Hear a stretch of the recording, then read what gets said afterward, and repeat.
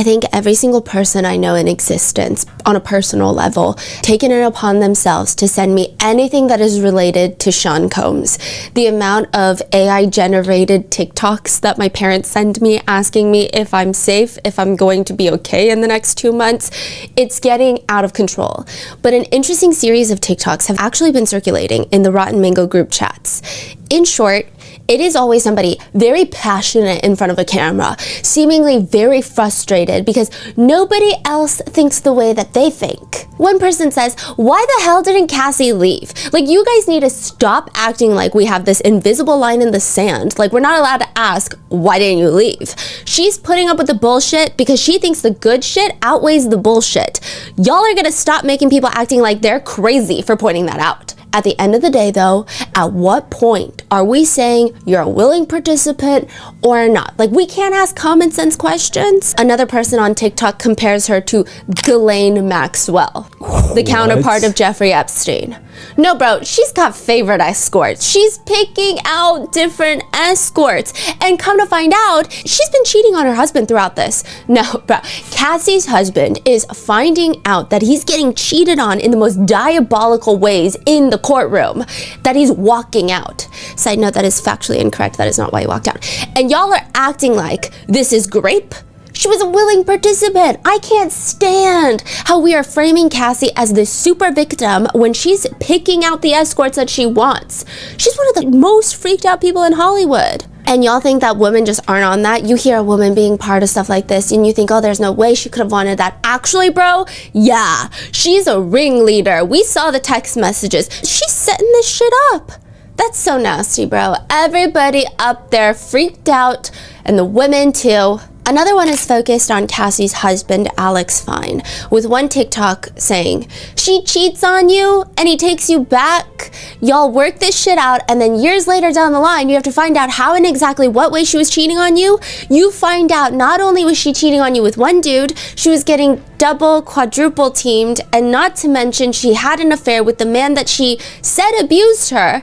And then women on TikTok are gonna gaslight you for taking on her bullshit." That is why women don't get the respect that they beg for in society, because they don't tell the truth under any circumstances unless it benefits them. The comments under that read, 1 billion women versus accountability. Another reads, Cassie got away, got married, and still went back to Diddy, and women are gonna keep moving the goalposts for her actions. Another says, if your girl is praising Alex Fine and saying things like, every woman needs Alex Fine, you gotta run. I will say many of the comments in these videos, and the videos themselves, are misquoting or miscontextualizing statements and or questions from the cross-examination against Cassie Ventura. Here is a full recap on the 12-hour-long cross-examination of Cassie Ventura. We would like to thank today's sponsors who have made it possible for Rotten Mango to support the Joyful Heart Foundation. They are working to transform society's response to SADVCA and support survivors' healings. This episode's partnerships have also made it possible to support Rotten Mango's growing team. We'd also like to thank you guys for your continued support as we work on our mission to be worthy advocates. As always, full show notes are available at RottenMangoPodcast.com. A few disclaimers before we get started. Regarding content, there are themes of DV, SA, and sex trafficking. Please watch with caution. Many of the quotes and statements included have been shortened and condensed for brevity or rearranged because, I mean, if you look at the transcripts for Cassie's cross-examination, I think it's almost 1,000 pages. Okay, no, I want to say it's like a good 600 pages. It's a thick stack, and they keep jumping back and forth. The timeline was so confusing. The way that it's absorbed in court in real time was like, at certain times text messages would be brought up, and I'm like, I don't even know when this text message is from. We had to re-go through all the transcript and our notes and the exhibits to be like, oh, this is when it's from? So we've kind of rearranged it in a way that makes a lot more sense. And this week's testimony was impossible to shrink into a standalone episode. So if you haven't already watched the first part of Cassie's direct, that's like her direct testimony. So go check that out. And speaking of the legality of things, Sean Combs is presumed innocent until proven guilty beyond a reasonable doubt. Everything up until this point, everything that he's been charged with are alleged crimes until a verdict is reached, which at this time of the episode, it has yet to occur. Any descriptions and observations regarding Mr. Combs, his legal team, the court, and or the public during the trial were personally noted by myself or my 2 other researchers who were present in the courtroom. None of us 3 should be used as like a definitive source to determine how you feel about someone's innocence or guilt. So with that being said, let's get started. I saw a comment on the last episode, well, like a few episodes back, that said Sean Combs' defense team is like all of the Avengers, except now they're working for Thanos. They're representing Thanos. So there's typically 3 sketch artists in the courtroom, and they've been kind of bickering. They've been fighting a little bit. We have observed some things. We're not going to talk about it because we love the sketch artists, but 2 of them are now sitting on the very first row of the right side, which we are in the back of the right side. And one of them is sitting on the very first row of the left side. So practically right behind Sean Combs. And the one on the left side, I just see her grinding a piece of white chalk into the sketch. And I'm like, she's ferocious about it. I look over and it's just 3 floating orbits of white hair heads in varying degrees of white. You got Brian Steele, who's got almost a nearly full head of white hair. You've got Sean Combs, you've got Mark Agnifilo, and she's just grinding in the white chalk, making their heads even whiter than I think they are in real life. And then on the other side, you have one of the sketch artists. She's like a legend in the courthouse, but she's drawing Cassie with a tissue in her right hand. Cassie is clearly in distress. She's sobbing, and the judge is looking at her as she's crying.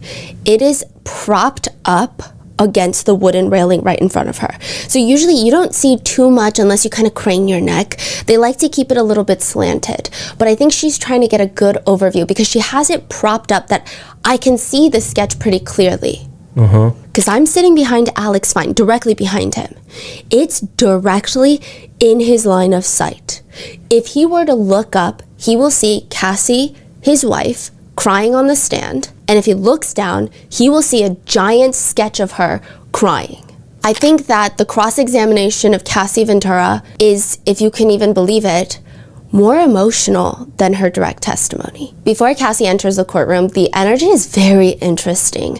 There are these like 5 windows on the side of the courtroom that are massive, and the second one near the front, the curtains are clipped closed with like a giant binder clip. The courthouse, I think, spends all of their money pumping the AC. It's like -10 degrees in there. Cassie even mentioned that she might be a little bit chilly. The judge is always asking people if they're chilly.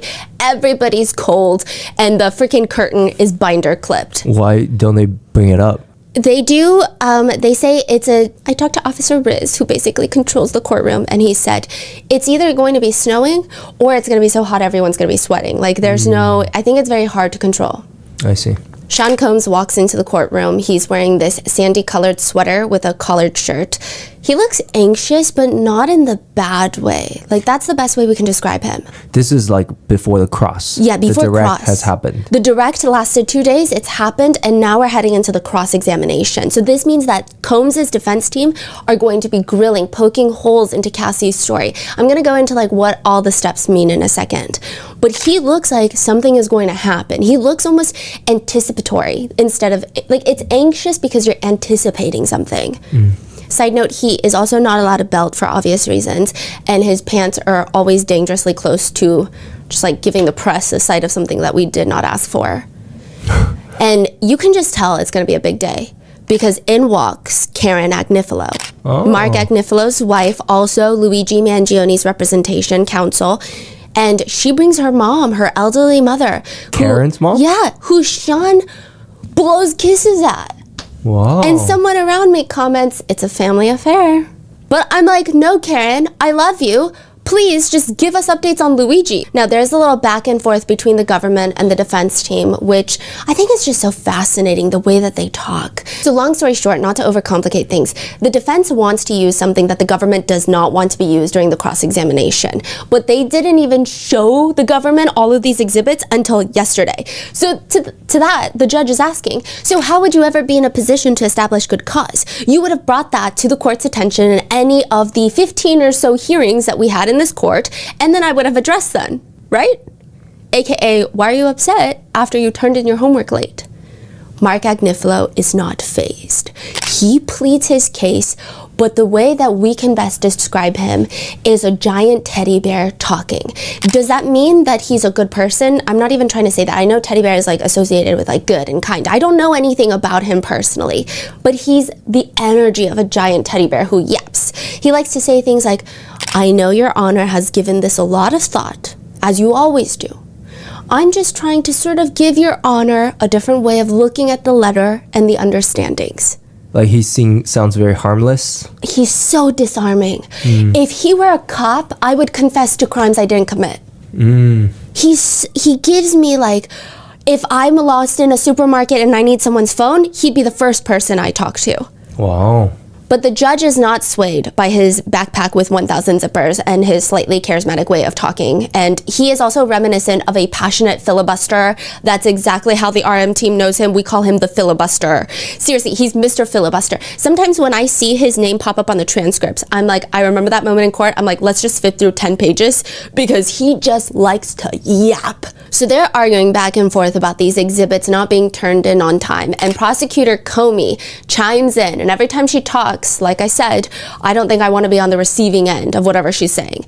I forgive Mr. Agnifilo for probably thinking about a different conversation. We have talked about a lot of messages over the course of the last few weeks, but in the last context of this particular meet, there were no discussions of those text messages. Basically, the defense wants a text thread admitted during Cassie's cross. The government is like, no, we don't want that admitted, and you were supposed to tell that a long time ago. You were supposed to tell us if you wanted it.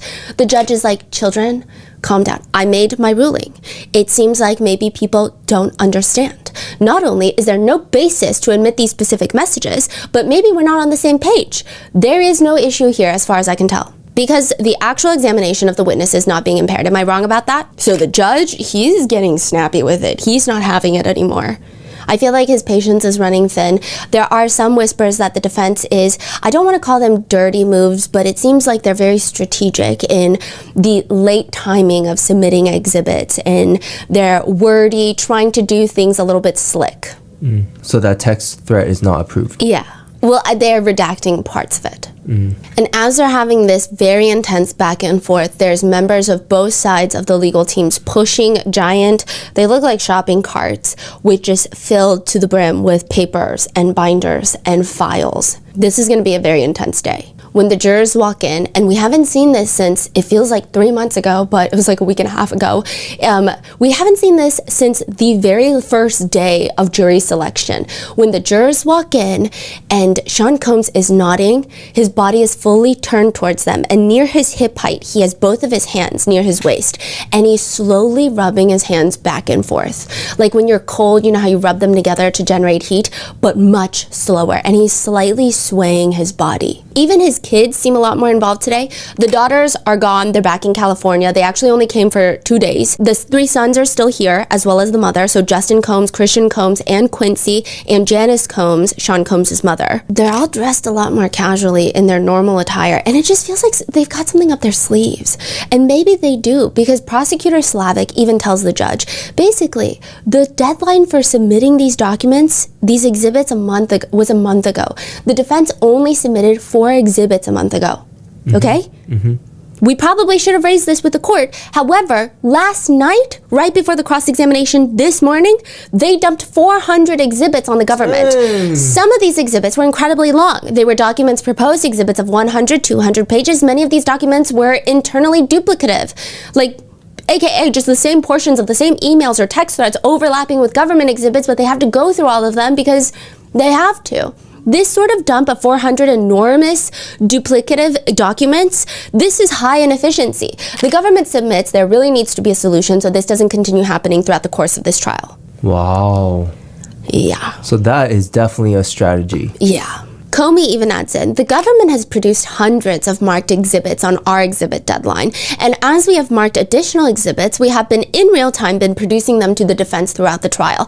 Our goal is to not have this trial by ambush, and our goal is to not waste the jurors' time in the middle of the witness's cross-examination. The judge is looking at the defense like, that's a fair point, but the defense is arguing through Tenny Garagos that this is not a trial by ambush. They're arguing it's the defendant's right that the government cannot prepare her on potential exhibits while she's on direct examination. It's not trial by ambush. These are all documents that they've seen. They have them in their possession for 8 months before we got them. So in terms of fairness argument, it's a fairness for the defendant. In terms of the government, we have gave them everything that they didn't have by our deadline. They keep going back and forth. The judge finally asked Prosecutor Comey, you've heard what they have to say. What do you want? She stands up into the mic. I want their exhibits, Your Honor, and I think they've already marked them and I would like them now. So I want their exhibits now, please. Very firm. And then the defense does something interesting. And again, I don't know if this is a strategy, but they say, oh yeah, our paralegal brought copies. And they just have a giant cart full of binders for their exhibits. And Comey is immediately like, we will also ask for an electronic copy. To which the judge agrees, we are in the 21st century, so let's try to make that happen. Which one could imagine it could be the defense trying to make it harder for the prosecutors. But Tenny Garagos jokes, I do work with Mr. Agnifilo, but we are in the 21st century. And he admits I'm a little behind. It's very interesting the way that they're doing this. I see what you mean. It does seem like every single action is calculated with the intention of like delay or just complicate things, make it hard for them. Just everything is part of strategy. Exactly. And the way that Mark Agnifilo is able to talk to the judge is so fascinating, because this was a conversation that's been coming up over and over again. And even the judge says, let me take a step back. Mr. Agnifilo, I thought you were going to take this off my plate. Those were the words Agnifilo told him a few days ago. And he says, I think taking it off your plate, Your Honor, is going to be a day-by-day process. And I'm going to continue to try and take it off your plate as the morning goes on. I am on an aspirational basis.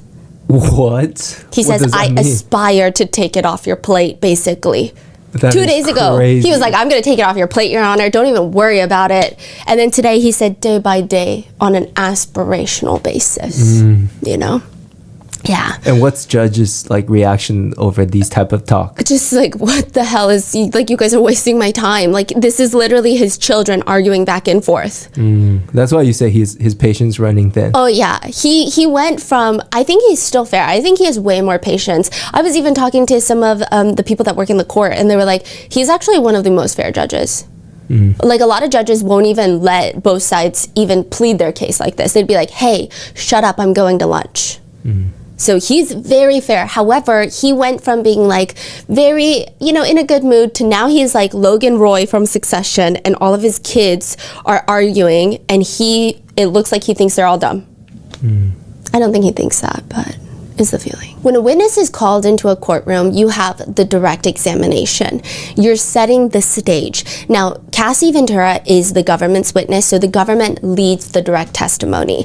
Then after that, you have the cross-examination. The defense or the other party will question, and the whole part of the cross-examination is to effectively discredit the witness, poke holes in their story, pick out any lies that they can see, and undermine any of their allegations.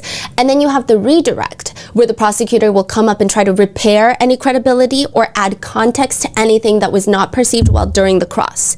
Then there's the recross examination, which is to challenge new information provided in the redirect.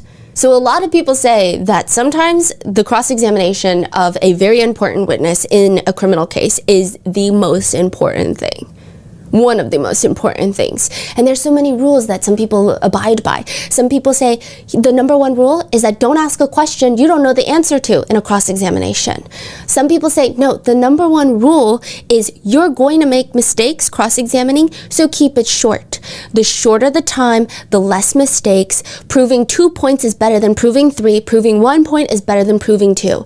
Always keep it condensed. Everybody has different opinions. Attorney Ana Esteveo is the one doing the cross-examination of Cassie Ventura. She has a reputation for being a top white-collar criminal defense attorney, usually representing clients accused of financial fraud, insurance fraud, tax fraud, money laundering, narcotics, and weapons offenses. She does this thing when she's talking, when she asks questions. This is our first time really hearing from her. She will pause, let the silence linger, and it feels like she's constructing her sentences in real time. Like there's an invisible Word document in front of her that we cannot see, and she's like deleting words, replacing words. Cassie walks in. The first 2 days of her direct testimony, she was wearing sweater dresses with a coat. The first day was no coat, the second day was a coat. The third day and the fourth day, she shows up in blazers for the cross-examination. And it was just so interesting to see her very distinct shift in her clothing. She shows up with her blazer, and Esteveo takes the podium. She's got very interesting body language. Now, her arms are tightly crossed, like very tightly crossed. I can see her shoulder blades peeping through her blazer in the back. Or her arms are flexed forward in front of her, just straight flex. There's no give in her elbow, and she's like gripping her pen tightly. Good morning, Miss Ventura. Good morning. You and Sean were in love for 11 years, right? That's her first question. Yeah. During that time, you loved him? I did, yes. And you believed that he loved you as well? Yes. Sean, that's the name that you used the past 2 days in the courtroom, right? Yes. That's the name his mother gave him? Okay, she's like trying to humanize him. We all have government names. And that's a part of what made your relationship with him special, is that you knew the real Sean, right? I believe I knew a real version, yeah. This part is so strange to me. I thought it was odd. And you always knew how special you were to him, right? No, I don't think I always knew. You sometimes knew. Sometimes is fair. You frequently knew. Sometimes you wanted to keep Sean's trust. Yeah, and you earned that trust. I don't know, but I wanted to earn it. You did earn it. I did earn it, yeah. It's just very weird. I think it's weird because these cross-examinations always feel like some sort of power play. I feel like the first few, I don't know, maybe even 10 minutes, it feels like trying to establish dominance is the feeling. And maybe I'm looking too much into it, but it's like they're trying to control the conversation and put the witness in a specific mode of answering. So like even this, I'm like, I don't really know what it did for the jurors. I don't think it proved anything in like the defense opening statement. Like earning his trust, I don't think that has anything to do with racketeering. Mm-hmm. So to make him happy, you told him that you wanted to do freak-offs, right? No, there's a lot more to that. I'm sure we'll get there. In front of Ana Estevao is a binder with all these papers, and it seems like every page has a different post-it sticking out of it. It looks like a highly annotated, at least 2 books of the ACOTAR series. It's like a thick binder. And the whole time, Tenny is just passing more post-its. These defense attorneys are keeping the post-it company in business. The amount of post-its after the cross-examination, I want to say is like 3 inches high. Whoa. So there are a lot of text messages brought into evidence from the defense, and they start off a bit more normal and get more intense as they're released.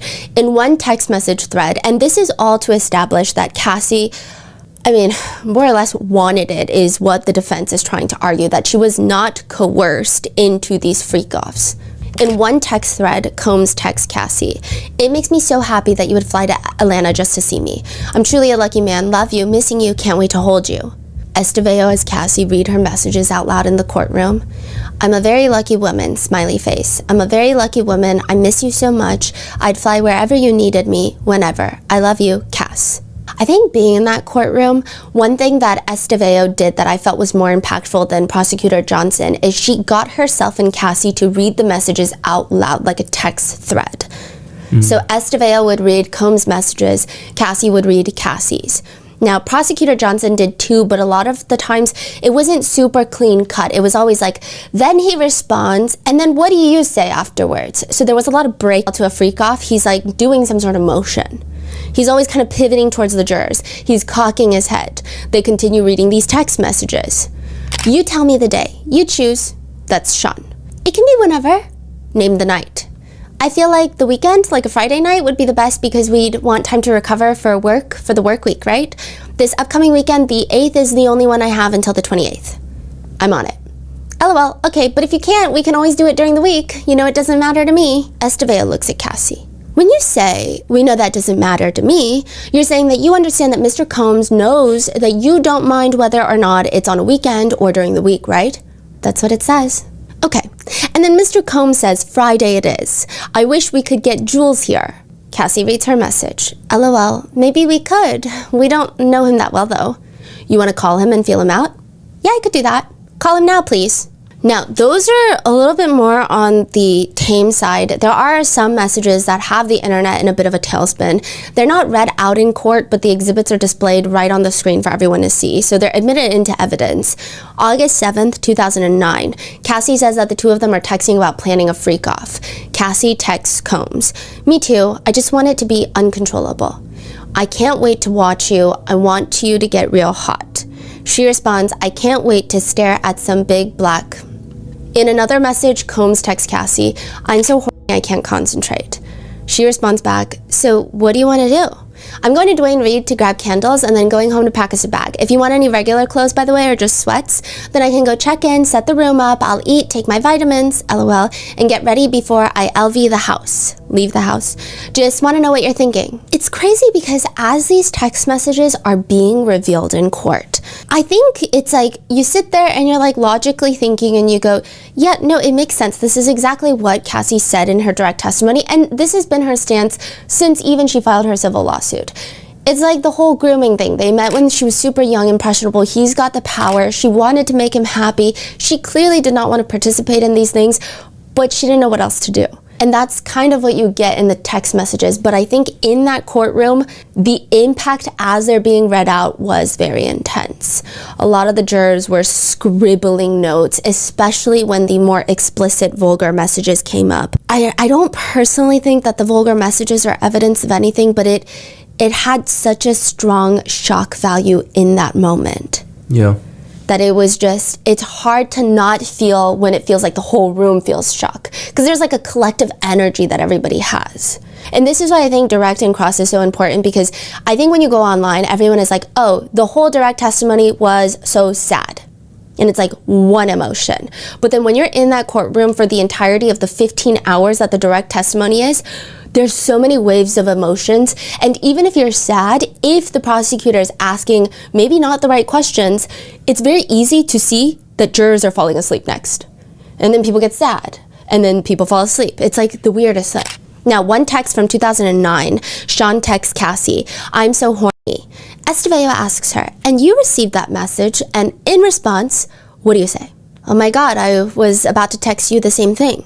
Sean responds, "How are you feeling? Talk to me. You're supposed to be seducing me all day." "LOL, I'm sorry. I'm nervous. I feel like I want to fuck."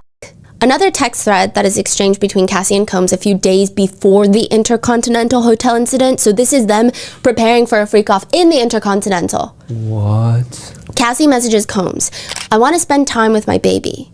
"Okay, well, let me know either way so I can plan my night. Love you so much. You look so sexy today." "Hello? Well, hit me when you have time." "Thank you, baby. I love you so much, and you look so sexy today. So what are you planning to do so I can plan the rest of my night?" "Baby, I want to FO so bad, but I don't want to fuck myself up. What am I to do?" After the messages are read out loud, Estevao lets it sink in for a second. So at this point, this is the 5th text message to him suggesting that you guys get together, right? "Sure, yeah." And after he was asking you multiple times what you wanted to do, it was up to you, right? "Yeah." And he again says, "What would you want to do?" Right? And then you say, "I don't want you thinking I don't want to," right? So after this, she's like, "I don't want you to think that I don't want to FO." "Yeah." As in, you don't want him to think that you don't want to have a freak off. "Correct, because he's been asking me over and over again." After you have asked him over and over again. "Yeah, I guess. It's just like, you know, when you're with somebody, you know how they speak and you know what they mean when they text certain things. It's like that." Estevao mentions that Sean texts back, "Thanks, babe. I love you. You look beautiful. Proud of you. Have a great day." And then no response. "What are you doing? I just got out of a spiritual therapy session. What are your plans?" With the messages up, Estevao says, because at this point, he's asking you what you want to do, right? Because at this point, you have proposed a number of things. You've proposed a freak off. You've proposed going out with your girlfriends. You've proposed just being you. I'm assuming that means staying in, right? This is the message at the top where you say, "Baby, I want to FO so bad, but I don't want to fuck myself up. What am I to do?" Right? Yep. And this is the one that you were asked about in your direct testimony, right? Yes.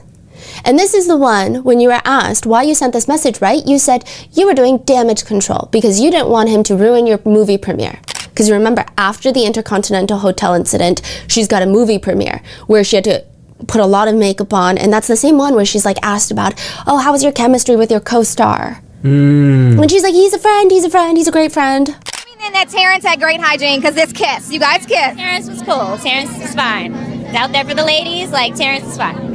Playing his love interest. I mean, you guys definitely were believable as, you know, a couple of sorts. I don't want to give too much away. No, we're friends at the end of the day. And that is very awkward when you're just friends with somebody and you're not in love, but we're comfortable with each other. So it was cool and it was easy. And he's just been such a supportive person in the whole making of this situation. So. And at that point, Mr. Combs has sent you a number of loving messages, right? Right. And he's participated in a promotional event for your movie, right? A luncheon. I think he just came, but yeah, he came. That went smoothly, right? Sure. And it was supportive of whatever decision you wanted to make in terms of how you two spend your time together, right? Yeah. And then he says, "So what would you want to do?" And that's when you say, "We can have fun. I don't want you thinking I don't want to," right? Yeah. To which they read the next text of Sean writing, I think if we start at 7 or 8 and end at 4 at the latest, take a Xanax and or Ambien and go to sleep, we'll be okay. And you rest tomorrow and all day Sunday, you'll be good. And drink a lot of water, we'll be good. But we won't have hours to be caught in a matrix if we do it. I want you to call Garen. So Garen is from Cowboys for Angels that arranges a lot of the escorts. And see what Did he say? Yeah. I want you to call Garen. Yeah. Okay. And see what he has. So it can really be a turn on. But if we're going to do something, sooner the better. Can you elaborate, Ms. Ventura, on the term matrix?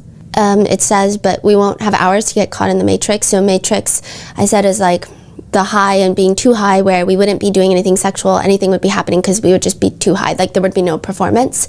So it would be a big deal for you to get very high before such an important night in your life, right? Yeah. Your premiere was a big night, right? And if you were to enter a matrix or take too many drugs, it might impact your ability to participate in the promotion for the movie, right? Correct. And you understood that he knew that and recognized that, right? I guess she's trying to prove he gave you so many outs. And you didn't take anything, is what she's trying to establish to the jury. When I say the defense is trying to establish, I'm not saying that's a fact. I'm saying this is their point that they're trying to make. Later, the text messages show that Combs is asking a ton of questions and Cassie's not responding. He says, chill with your friends, I'm gonna check you later, I tried. Wait. Yeah. What? He's like texting about the night and she's not responding. He's like, okay, well, why aren't you talking to me about Garen, I guess? Yeah. And then he's like, chill with your friends, I'll check you later, I tried. Like the I tried honestly feels kind of passive aggressive. To which Cassie responds, I said, let's have fun. You're tripping and reaching and that's not cool. This is a big moment for me and it feels like it's spoiled now. Because it's like now he's just getting upset. Yeah. Combs says, call Garen. Can you do that? And go get your stuff, right? Where do you want to stay? Can you see who Garen has? Hello? Yo, I hate when we're in the middle of texting and you just stop. She responds, I'm waiting for him to hit me back. He didn't answer. Are you headed home? Where are you at? Can we do it at your house? Hello? Talk to you later. Gonna go into this meeting. Carrie is here. We can't do it at my house. About to head home now. I got Intercontinental. Did you call Garen? Hit me back. Is Garen the one at the Intercontinental Hotel? No, it was Jules. So Garen is the one that is just sending people. Oh. I'm imagining that he's going to be either a government witness or he's going to be subpoenaed. Wow, okay. Now, Cassie sends a picture of people Garen has for them that are discreet. That's the word used. Combs doesn't respond, to which she texts, you hate when I stop responding, but now that's what you're doing. Can we get the other guys? You really want to bring another random into our situation? Estevao points out that the two of them go back and forth discussing which guys to invite. So this is like the beginning, that one TikToker that's like, she's choosing and picking her escorts. The way it happens, it's more so, she's not like picking and choosing. She's not like, ooh, that one looks hot, that one looks great. It's more like, I've never met these people, I'm not really comfortable. Yeah. Like this person gives me weird vibes. If I have to choose, I'd rather choose Jules, who I feel safer with. That's kind of been her whole energy throughout the entire testimony. That's it. That's what they're referring to? Yeah. Wow. Because I was like, I'm telling you, if you see the state of the desk over there, like my researchers and I are flipping through transcript pages. Like this doesn't even make sense. Mm-hmm. Cassie is being a bit stressed about this stranger coming, and she just doesn't want a random person. I'll be right over there. Let's just start the energy fresh, is what Cassie says. I had such a great day, and I intend on keeping it that way. Estevao looks over the podium. When you say you were intending on keeping it that way, that included participation in this freak-off that you're planning, right? So she's saying you intend on keeping a good day. A freak-off is a good day. Another message Cassie sends read, I'm not in a combative place. I've just been people-pleasing all day, and I just need relaxed fun. By saying you just need relaxed fun, you're referring to the anticipated freak-off, right? Not necessarily. I felt like for me it was more about the high and hanging out with Sean. Eventually she sends another text of like, no crazy shit. She doesn't want crazy shit because her energy is good. She wants to keep it a good day. She's got a movie premiere. So she just writes no crazy shit. To which Combs responds, all good. You just don't hear how you be talking. So this goes back to her direct where she talks about how he loves saying things like, watch your face, watch your words. Yeah. In another text thread, it's Combs texting Cassie, you know we have to have a proper FO without no K. Ketamine. I need to get it out of my head. I hate ketamine. So you let me know when. Please don't be mad and think that's all I want to do. It's just the K. A successful FO is when we remember and don't be fiending to do it the right way again. I won't bring it up again until you're in that mood and I'll fly Dave in. Cassie responds, I'm fine, just trying to get my life back organized. Yeah, I know, right? I'm sorry. I feel like it's my fault that we rush back into shit. I'm praying on us. Love is so hard sometimes. We both got to get back on track or we'll never get shit done. I want you to know that I realize what's going on. We're at a great place. Let's give things time to breathe in a positive light. I need to get the songs for Epic. Send me all the songs that you have on a flash drive when you're ready. I'll send Dave to get so I can get that done, and I'm coming up with a management solution. Anything else you want me to work on, please send. I'm going to my therapist today. Love you so much. Always will. They're trying to argue some of the same text messages are being used where Cassie in the direct is like, yeah, I didn't want to. I was just scared, so this was my reaction. In the cross, they're basically saying, look, you want to. Look at this. Like, you guys are having in-depth conversations about the freak-offs. In another message that was brought up, Cassie had texted Combs that she wants to talk to him about something. And he's like, is it going to stress me out? Do you remember that text? He's like, what is it about? Freak off. It can wait. It's not a big deal. Now you don't want to do it anymore. I already know. You're so predictable. Really? Okay, since that's definitely what it is. We'll leave it at that since I'm so predictable. Wait, have a good night. Sean Combs say, freak off. You don't want to do it anymore. You are so predictable. Yes. Meaning Sean Combs like, okay, you've done this 1,000 times. You don't want to do the freak off anymore. Like, I can already see it. The fact that he already knew what was coming is very interesting. Yeah, that's yeah. okay. But the defense is like, she says, okay, I mean, I'll leave it at that. Good night. He says, whatever, baby. I'm not going to play no games with you, and you ain't going to keep shutting me down. Estevao looks at Cassie. You testified on direct that you were going to tell him that you didn't want to do freak-offs anymore. But you didn't tell him that because you didn't want him to be upset, right? I saw his reaction, and yeah. And I will say, I was getting very lost in the timelines that were jumping around, so I felt like they were slightly rearranging timelines in a way that made the most sense for the defense. That was the feeling I got, because we would jump from like 2008 to 2018 to 2012, and there would just be like one line of like, this message is from this date. Oh. So we actually go on to the next defense exhibit, which is from one day before the previous messages, and it reads, from Sean to Cassie. And baby, we really need to do some soul searching this time. We gotta figure out a plan and get us back on point. Think about it. Definitely. What do you feel about where we're at? What do you feel about us? I think it's more than missing you. I'm talking about us. I know, I'm the happiest when I can feel your love, and I haven't felt it lately because I know that you don't really want to be around me. I know that I need to work on being nicer, less moody, and more like your woman. I just think that things haven't been able to turn around because we haven't given it any time to breathe. We just keep getting pushed backwards. I believe that our love has no bounds. I'm 150% sure that you're the man that I want to be with, and I want to be that woman for you too. Yeah, that's probably, you don't know how much it is to be Ruth you. I think he means with you. You're insecure and you don't know what it takes to take care of me. I over so much, but like, I think he's trying to say, I still love you. I don't know. His texting is like kind of the most insane thing ever. I just know that I love you and I'm trying. So it sounds like they're on the phone briefly before Cassie texts back. Freak off with a girl. Like, she just texts him back. So freak out with the girl. That's it.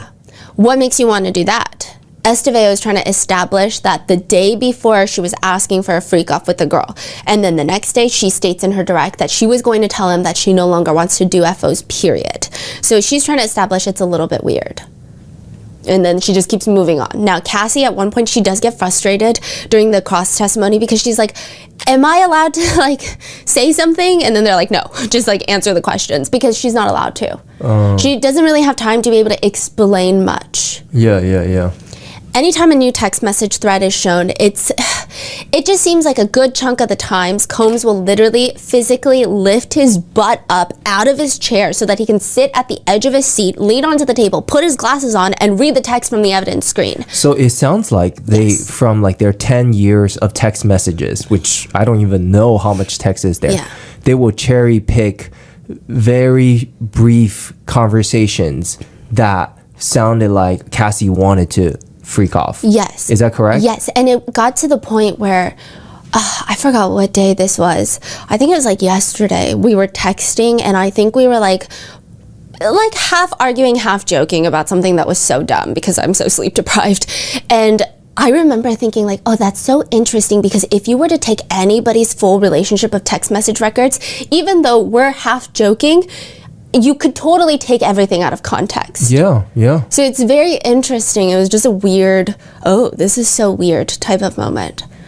His energy while he's reading the evidence screen reminds me of, well, first he's looking at the evidence screen, but his demeanor is very casual. It's fascinating. He looks like, the best way I can describe it is, it's like he's staring at a menu when it's too dark in a restaurant. He's just like squinting, looking at the evidence screen, but it's a very casual demeanor. I don't know how to describe that even better. You know, when two people are also having a heated discussion, this is his energy throughout the cross-examination. Two people are having a very heated discussion and you're trying to say your piece, but they're like, shh, wait your turn. And you just have to wait like you're 5 years old, but you have so much to say. That is the energy of Sean Combs during the cross-examination.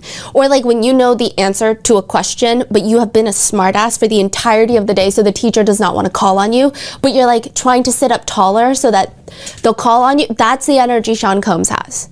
This is vastly, worlds of a difference from the past 2 days that Cassie has been direct testifying. Even during the cross-examination on the first two witnesses, the security guard, the male escort, I mean, albeit there were much, much less critical cross-examinations.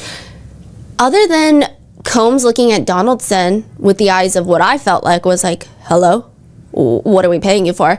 He was not nearly as involved. This time, he seems, dare I say, excited. Butt off the chair. He's very expressive. Even his kids. There will be short moments where the judge is on sidebar with the attorneys. Sidebar, they play the white noise machine. You're not allowed to talk. The judge is still on the bench. Like, Officer Riz, he's kind, but he's fair. He'll be like, hey, you, no talking, right? The kids, they're like smiling. They're giggling like the teacher just stepped out of the room. And then eventually Sean Combs will look back at his three sons and they're smiling and nodding at each other. And I know a lot of you guys said that I do not have the faculties to interpret those nods, but this one was very interesting. Other points of the cross-examination, Combs is sitting in between. So this is very interesting. So I thought he was going to be on a full like female-led table. He's actually back to most of the original seating. So it's Tenny Garagos, who's constantly passing Post-its to Estevao.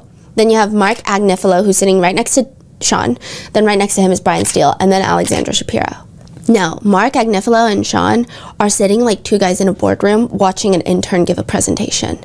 I don't know who the intern is in this scenario. I don't think it's Estevao. Maybe it's more Cassie. Maybe no one. It's just like, that's the best way I can describe the energy. It's like they're leaned back in that boardroom CEO demeanor, and they look slightly amused. Like they're not laughing or smirking, but they don't look that tense or stressed. So they go back and forth between these vibes. Meanwhile, Brian Steele looks very stressed. He looks like he's being held hostage. He looks like he misses Young Thug. There is this very awkward moment during a recess where everyone walks back in and Cassie's husband walks in, and it appears that, so my researcher and I both clocked it, him and Sean Combs make prolonged eye contact. Wait. Alex Fine and Sean Combs make prolonged eye contact. I would even consider it glaring. And so much is said through that look, nothing great. But immediately after, Brian Steele and Mark Agnifilo start comforting Sean Combs like he just saw the boogeyman. And my researcher... In what way? Like patting his back, like talking to... Almost like they're giving him a pep talk. They're both leaned into the sides of his face like, it's okay. Like, that's the vibe. I don't know if they said it's okay, but that's the vibe. So they saw the exchange of the look. Okay. And they're both like comforting him. Like he just saw the boogeyman. That's the feeling. Like they're really comforting him. I've never seen them comfort him like this. They'll hug, they'll like tap each other on the back, but this was like calming someone down, comforting. I don't know. It was weird. Now, there were moments where I think the defense were trying to prove a lot of points, but it really depends on how the jurors are receiving this information. It's hard to say because I do think there is a small discrepancy between what the internet thinks and maybe what the jurors think. The jurors, a lot of them have poker face, but there will be times where I feel like they are not responding the way the internet is responding. Okay. To some things that are said. Such as? I think a lot of the text messages did not sit well with some of the jurors, is the feeling I got. I really have no way to prove it. It's just like a intuitive feeling that my researchers and I felt. It would be like moments where a vulgar text message would be shown. It would not be read out, but then you would see like a juror look at the screen and then kind of eyebrows raised and start writing in their notebook. So it's like, Yeah. It's a small thing, but collectively over time, oh, what's happening, right? Estevao asks Cassie, it was a very different relationship from any other relationship that you've had before, right? It was exciting. It was much different. It was passionate. There was passion, yes. And it opened up your world tremendously, right? Cassie gets quiet. She kind of cocks her head to the side. She purses her lips like, wait, what does that even mean? There's not really a yes or no answer to that one for me. Did it open up your world? In a different way, yeah, I'll say that. The defense pulls up an exhibit, a text message from October 14th, 2007. Estevao mentions, can you read from this or would you prefer if I read it? You can read it, I can read it. It's kind of making me giggle because it's from 2007. I know, we're taking you back. You can do it though. Estevao starts reading Cassie's message out loud. We've only really had 1 week of each other just together, and I can say that it's been the best and worst. I've never felt so loved, safe, and empowered since we've come together. When I'm with you, I feel like I'm your woman and no one else's. I feel protected when I'm in your arms and so comfortable that I can sleep and not worry about anything. You are one of the sweetest, most sincere people I've met in a long time, and I cannot express enough how grateful I am that you've chosen to be a part of my life. I don't want to rush things, but I can't help but sit with you and dream up a beautiful future together. Who knew I'd fall so fast? You make me feel like I can do anything, and that's real. On the other hand, you're constantly weary of me. I'm sneaky. I never seem to make the right decisions to you. I'm a spoiled brat. I'm dramatic, disrespectful, and some reason you don't trust me. It always goes back to, well, maybe Carrie would have been the better one to go after, since I've witnessed you more than once, you realizing that she's way better fitting for you than I am. Carrie Morgan being Cassie's best friend of 17 years that she no longer talks to, that was also subpoenaed to be on the stand. Wait, she's saying maybe Carrie is a better fit for you? Yeah, because she's saying, I've witnessed you more than once realizing that she's way better fit for you than I am. It's hard for me to handle that, as I feel like I've given so much of myself in this short time, but whatever, I can take it. I'm guessing there will always be something negative. I don't know, I really don't. I'm hurt that you think that I'm a malicious person. The dinner I went to last night was definitely bad timing, but it had been planned before all the drama things had to be handled. Just like how you have to handle your business. I never step on your toes when it comes to handling yours. I'm about to get on this plane and I'm sad, mad, frustrated, and hurt that you just don't feel like I'm the right one. I really do love you, and I hope to just be able to learn what it is you want in a woman and give it to you. You're very important, and I hope you know that. Cass. There's a lot in this message, right, Miss Ventura? There sure is, yeah. Cassie says reading this feels like, I don't know, just like reading it like a journal entry. This message suggests that you were hoping to have more of a relationship with Mr. Combs, right? Yeah. You're dreaming up a beautiful future together, right? Uh-huh. Estevao then brings up the fact that Cassie was dating another producer prior to dating Combs, which the sentiment being, okay, the defense is trying to perhaps inconspicuously try to make the jurors feel like Cassie is someone who dates with opportunity. So you just said that prior to your relationship with Mr. Combs, you were in a relationship with Mr. Leslie, right? Mm-hmm. And how much older than you was Mr. Leslie? I believe 10 years older? When did you start dating him? When I was 19, 18, 19? And it was relatively serious? Yeah. In fact, I think you had the tattoo of his initials on your body, right? Uh-huh. So because you spent 3 years with Mr. Leslie, when you started dating Mr. Combs, it was not the first time you had been dating an older man, right? Second, but yeah. In another message, Estevao is trying to prove that Cassie loves freak-offs, with Cassie texting Combs, I miss you, and then sending a very explicit message. And I miss our love sessions in the afternoon. And when you're referring to love sessions in the afternoon, you're referring to freak-offs, right? I don't know in this message, but they keep reading the messages. At the bottom, Mr. Combs says, you up? Want to have some freak fun in the afternoon, smiley face? Are you horny or sleepy? We can sleep or make love today.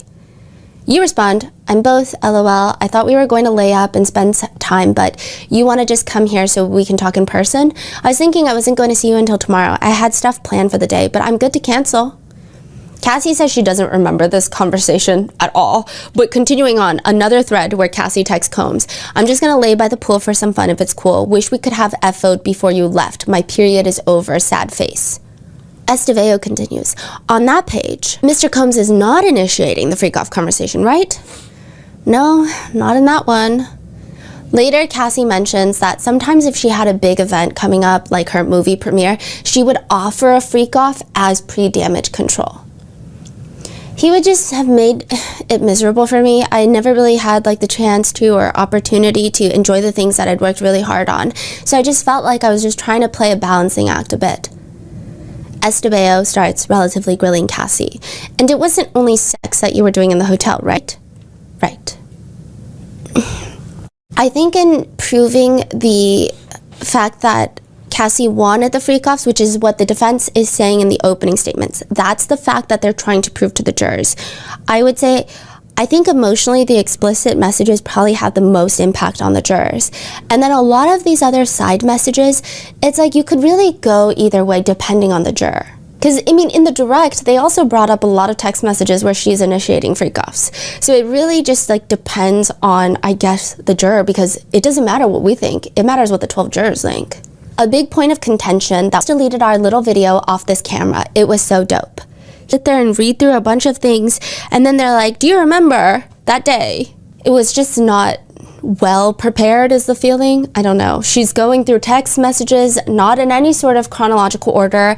At one point, she's confused about the timeline. She's getting very frustrated with this timeline because they just keep grilling her on questions. And she's like, I don't even, at a certain point in your relationship, you insisted on recording them on your device so that you could delete them, right? No. Would you want to record them on your device so you could delete them? I didn't want them to be recorded at all. If they were going to be recorded, you'd prefer they would be on your device. I don't know. Estevao also points out a text thread of them talking about an FO for later that night, which Combs texts asking, can we kiss tonight? A lot. To which Cassie responds, yes, which goes back to her direct. She said she hated kissing during freak-offs. He says, what are you doing? Where are you at? At Hustler, about to check out, trying to find something to impress you. LOL, you? Great, go to hotel. Okay, how long you think you're gonna be? To which Estevao asks Cassie, and in this exchange so far, you have not said no, right? Correct. The next important part of the text is brought up. Estevao is asking Cassie what she responds next. And she says, shit, I left the iPad, should I go get it? Estevao asks, when you say you left the iPad, that meant you previously had possession of the iPad and had left it wherever you left it. Yeah, I just don't know whose iPad it was. So it had been in your possession, right? Yes. Combs appears to love this line of questioning because he's like bopping. He's like nodding his head along to it. And you told him that you left the iPad because you knew that he would want it for the freak-off, right? Yes. And it was anticipated that that iPad would be used for some sort of recording for the freak-off, right? In 2017, yes. And you asked him if you should go get it, right? I did. And he says, yeah, fuck, right? Yes. They read the next message where Cassie says, okay, I will run there. Sorry, I had it hidden, so I forgot to grab it. In the same text message exchange from 2017, Combs asks Cassie if she wants pizza, to which she responds, almost there, I'm good, I think, maybe a slice, I'm too excited. Estevao questions her. That's referring to the freak-off that you were about to attend, correct? In my mind, I probably would have been excited to see him and have fun with him. But the words you texted him were, I'm so excited, right? I'm too excited. I'm too excited, excuse me. And this was after a discussion about negotiating supplies and logistics for a freak-off, correct? Yes, thank you. So they're trying to prove she had access to the blackmail material that she was supposedly very scared of. They're trying to argue that she initiated and never said no to the freak-offs. And now they're trying to bring in jealousy, which was a huge part of their defense opening statement. They were saying even a lot of the violence and the toxic relationship between Sean Combs and a lot of his, they say like girlfriends and romantic partners, prosecutors say victims, right, is through drug usage and jealousy. So much jealousy. Okay, so like the materials, right? Like let's say she has it on her device, which is fine. That still doesn't mean that she wants this to be out there. So let's say if someone else say, hey, I'm going to spread this video, that's still blackmail, right? I think the defense is trying to argue that he couldn't even do that because she has possession of the iPad. No, but he said he has it too. He has texted her that, hey, I'm going to send those videos. So he did say that he will spread the video. But I don't know. That's just what they're arguing. Okay. Yeah. I am trying to keep give you the flow of what happened in the courtroom, right? Right. I think the point they're saying, oh, you have the video, so it's not that he wants to blackmail. Exactly. Right. But to me, it's like that doesn't correlate to being blackmailed just because I have this video. Yeah, but also I think another thing to consider. Even if I have this video and let's say I share with you as a boyfriend or girlfriend, still I can be blackmailed, right? Yes, and additionally, I think it's very pertinent to consider the idea that a lot of celebrities, even like Jennifer Lawrence, for example, her iCloud was hacked. So I think there is a strong level of paranoia that even if you think that you have the only copy of something, I mean, I think you could easily be blackmailed, especially at that level where he presumably has a lot of power. I just don't know. I think as a woman, it's kind of hard to see Esteveo's points with certain things. Because it's kind of like, like I get that this is what the defense is going for, but also as a woman, it's like, I think a lot of women in the gallery of the courtroom likely felt the same way is the whispers in the hallways I felt. It's like, yeah, legally, we don't really know because we're not attorneys. The jurors have different perceptions, but as a woman, it's like so many people could relate to those feelings of anxiety. Yeah.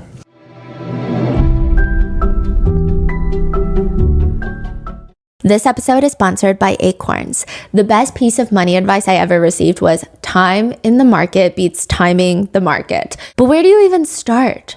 That is where Acorns comes in. Acorns is a financial wellness app that makes it easy to start saving and investing for your future. You don't need to be rich. Acorns lets you get started with the spare money you've got right now, even if all you've got is spare change. You don't need to be an expert. Acorns recommends a diversified portfolio that can help you weather all of the market's ups and downs. You just need to stick with it. And Acorns makes that easy too. Acorns automatically invests your money, giving it a chance to grow with time. Sign up now and join the over 14 million all-time customers who have already saved and invested over $25 billion with Acorns. Head to acorns.com/rotten or download the Acorns app to get started. Paid client endorsement compensation provides incentive to positively promote Acorns. Tier 4 compensation provided. Investing involves risks. Acorns Advisors LLC, an SEC registered investment advisor. View important disclosures at acorns.com/rotten.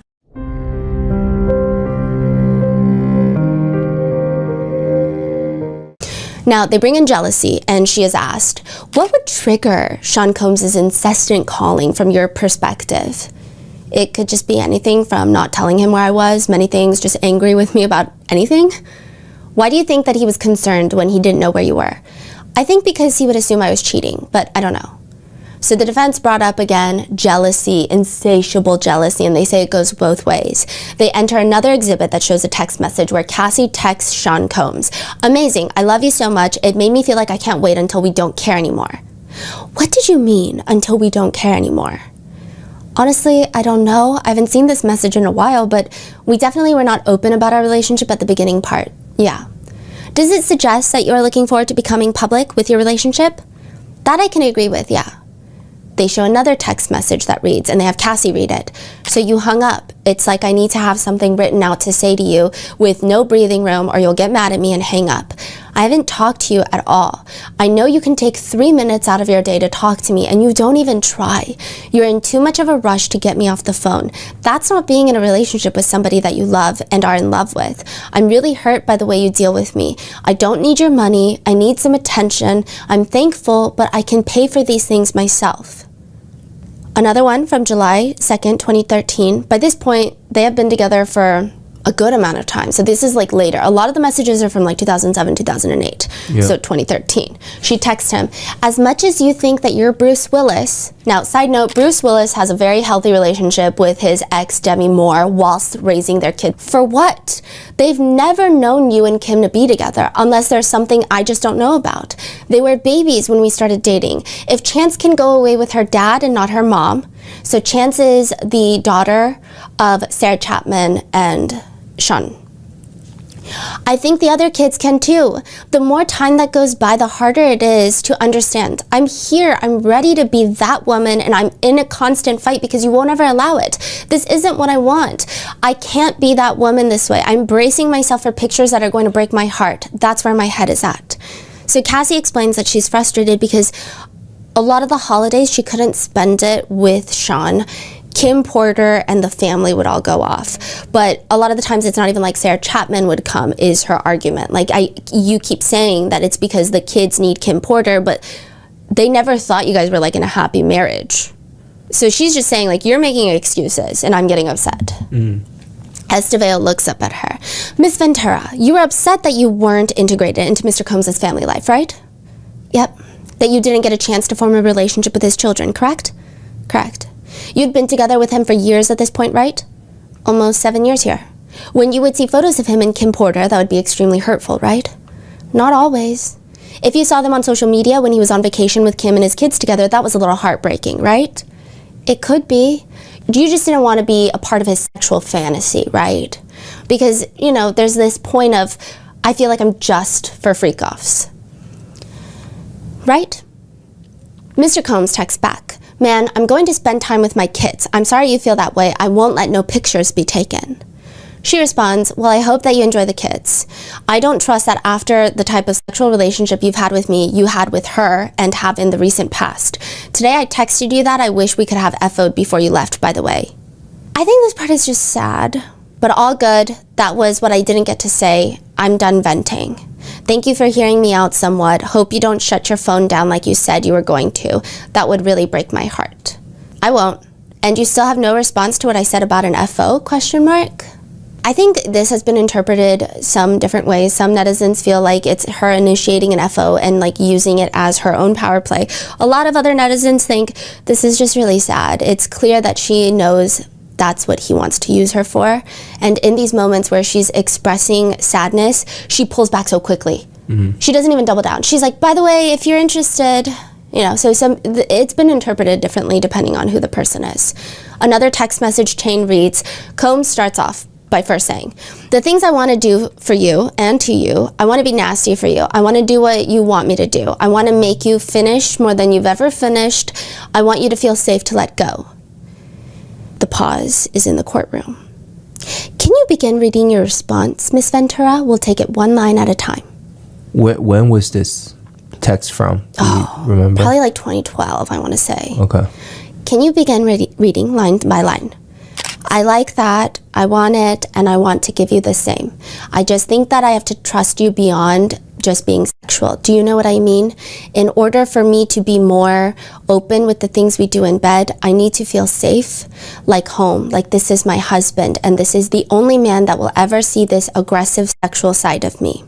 I will say that Estevao does a relatively good job at incorporating pauses. Again, sometimes it's to craft her next question. Other times it feels like it's intentionally done to let some of these messages sit with the jurors. Now, Estevao asks, does this reflect a communication between you and Mr. Combs that you want him to be the only one that he's doing these things with? Withdrawn. She withdraws her own question. And then she asks, it reflects that your acceptance of doing freak-offs with him is that it's like home. This is my husband, and this is the only man that will ever have this aggressive sexual side of me, right? Am I reading that correctly? Prosecutor Johnson leans in. Objection. Sustained, which means rephrase your question or move on. Sustained means that's not a good question. Overruled means you can re-ask that question and it should be answered. Estevao has Cassie read the rest of the message while she reads it to the court. The last time was a mistake, but since has made me feel a little dirty and grimy as opposed to sensual and spontaneous. That's the only reason why I go back and forth in my mind with wanting and not wanting to do it. When we used to freak off when we were so in love, there were no questions asked. It felt right. Like it literally made sense for the next step of our sex life together. I get nervous that I'm becoming the girlfriend that you get your fantasies off with, and that's that. I don't get the other part anymore, at least. When you sent that message, were you afraid that Mr. Combs was only seeing you for this in this way and that you were only fulfilling that part of his life? Again, I don't remember this message specifically, but at the end of it, it sounds like that, yeah, I was worried about that. And that your hesitancy was that you were afraid that you would just become the girlfriend to get his fantasies off with, right? That you wouldn't be his true, full girlfriend. That's a way to look at it, I guess, yeah. You say that you go back and forth in your mind with wanting and not wanting to do it, right? Yep. And you say, that's the only reason why I go back and forth in my mind, right? That's what it says in the message, yes. Because at the time, you were afraid that you were being treated as someone who could just get his fantasies off with, right? That was a concern. So they're trying to establish that the only reason she didn't want to do freak-offs was because she's concerned that that's all she's good for. So that's the point that the defense is trying to make. And you were still not public in your relationship with him, right? Correct. And so it was a fear that you would never be his public girlfriend, right? I guess that was something that was thought about. It wasn't a huge fear. It was kind of an understanding we had more so. Estevao even brings up that Combs once left a freak off in a hotel room with Cassie to go see Kim Porter in another room. Were you jealous of Miss Young Miami publicly? And there was a lot of back and forth between the two of them where Gina would Snapchat or Instagram story Sean Combs in her house, and then Young Miami was making fun of the fact that maybe Sean Combs is paying her rent, but she still has carpet in her house, and there was a lot of like little drama. But I think the biggest takeaway was Gina at one point did go onto a podcast to allege that Sean Combs was incredibly violent with her, and that he forced her to terminate pregnancies as well. Like pick me vibes. Yes. Cassie says she found out through social media. And what was your reaction to that? I was really upset.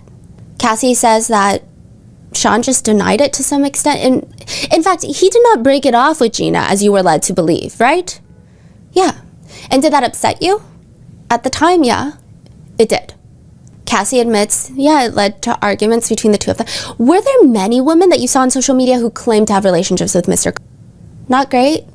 She says she finally drew the line when she saw a video of Combs at a music conference literally trying to hide Gina off to the side. And she does somewhat corroborate this in a podcast that has now since been deleted. Gina said in a podcast she went to, I believe it was French Montana's birthday party, where Sean Combs allegedly had her sitting behind like a poster board. Do you remember that? That said like happy birthday, or no, I think it was Meek Mill. It's either Meek Mill or French Montana. I think it's Meek Mill.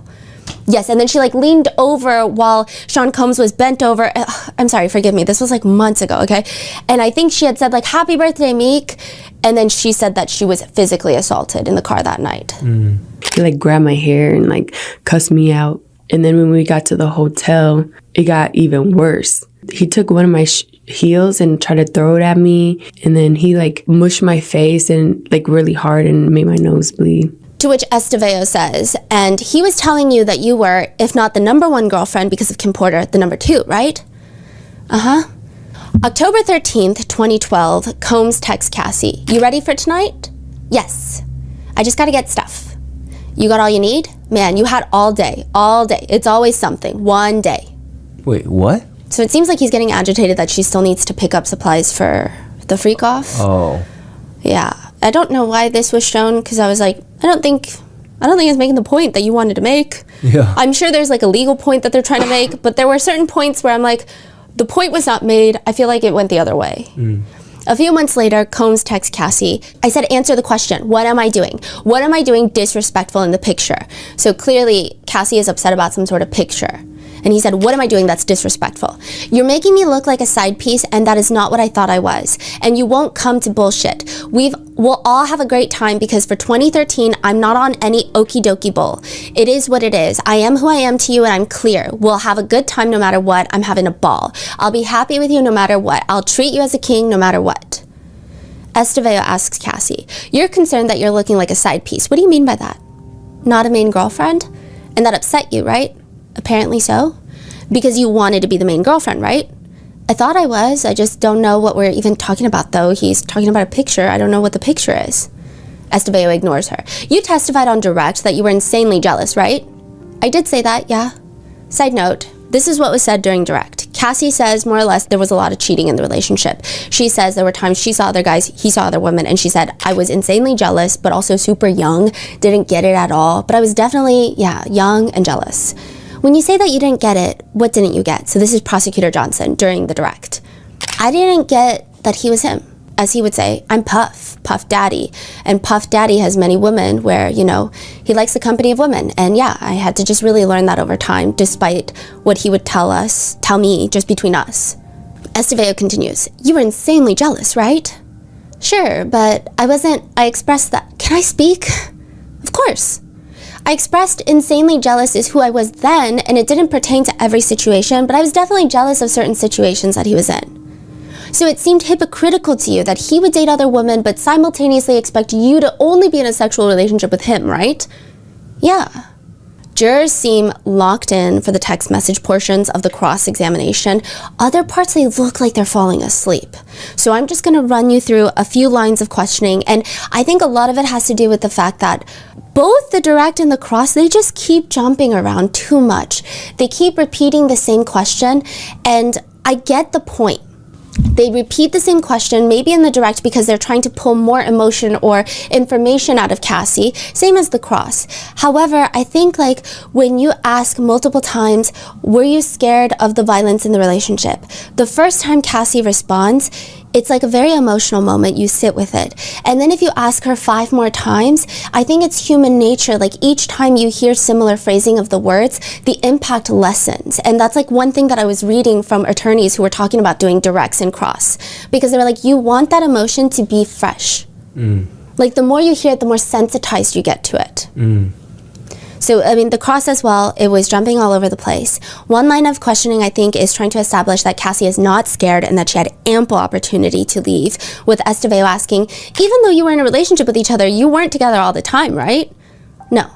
In fact, you often had long breaks from each other when you didn't see each other, right? Yeah. And he sometimes would have to travel for long periods of time when he was doing something for work, right?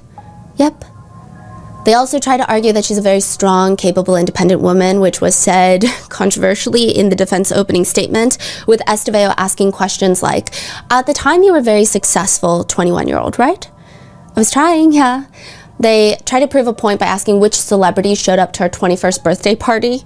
Cassie kind of looks confused, like, what does that even have to do anything with success? She's like, Sean was there, he brought Dallas Austin, he brought Britney Spears.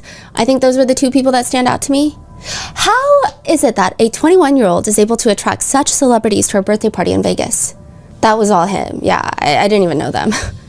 What accomplishments had you already achieved by the time you were 21? Cassie says she had a pretty good first successful album. She's like, it did well, I think. We have a plaque. You had a very popular song that were well known at the time. Yeah. And people wanted to know you and get to know you. Yeah. And you've been modeling for some time? Yes. And you're very beautiful and charming? Question mark? Like that was a really random, and she says, thank you. And everyone in the courtroom starts really awkwardly laughing. It's just awkward. I don't know if she was trying to get her to say yes to make her seem like, oh yeah, I'm so pretty. Thank you. You know, but Cassie felt awkward. She said, thank you. And everyone's laughing because it was just like a very, I think it's an odd moment where the tension of it all, everybody was holding on to tension and then they just like released it in this giggle. I don't think anyone thought it was funny. It was just uncomfortable. Yeah. It was like really weird. What was your financial situation as a 21-year-old having a successful album out? Cassie explains it's mainly her modeling money that she saved up at this point. Were you able to have an apartment in Manhattan? Yeah, my own place. And pay for your own clothes and goods? Yeah. Another key point the defense brings up, whether you think it's a point that was made or not is up to you, but they bring up that Cassie testified in direct that she saw Combs hold her friend over the balcony before he threw her onto the patio furniture. They show text messages to Cassie, not to us, between Cassie and Christina Coram, the chief of staff for Sean Combs. Didn't you tell Ms. Coram that you just learned about Mr. Combs' activities on the balcony? You told Ms. Coram that you learned after the fact that Mr. Combs supposedly dangled Ms. Banglan's feet off the balcony, right? No, you didn't tell Ms. Coram that. I'm not sure what you're asking me. It's kind of confusing.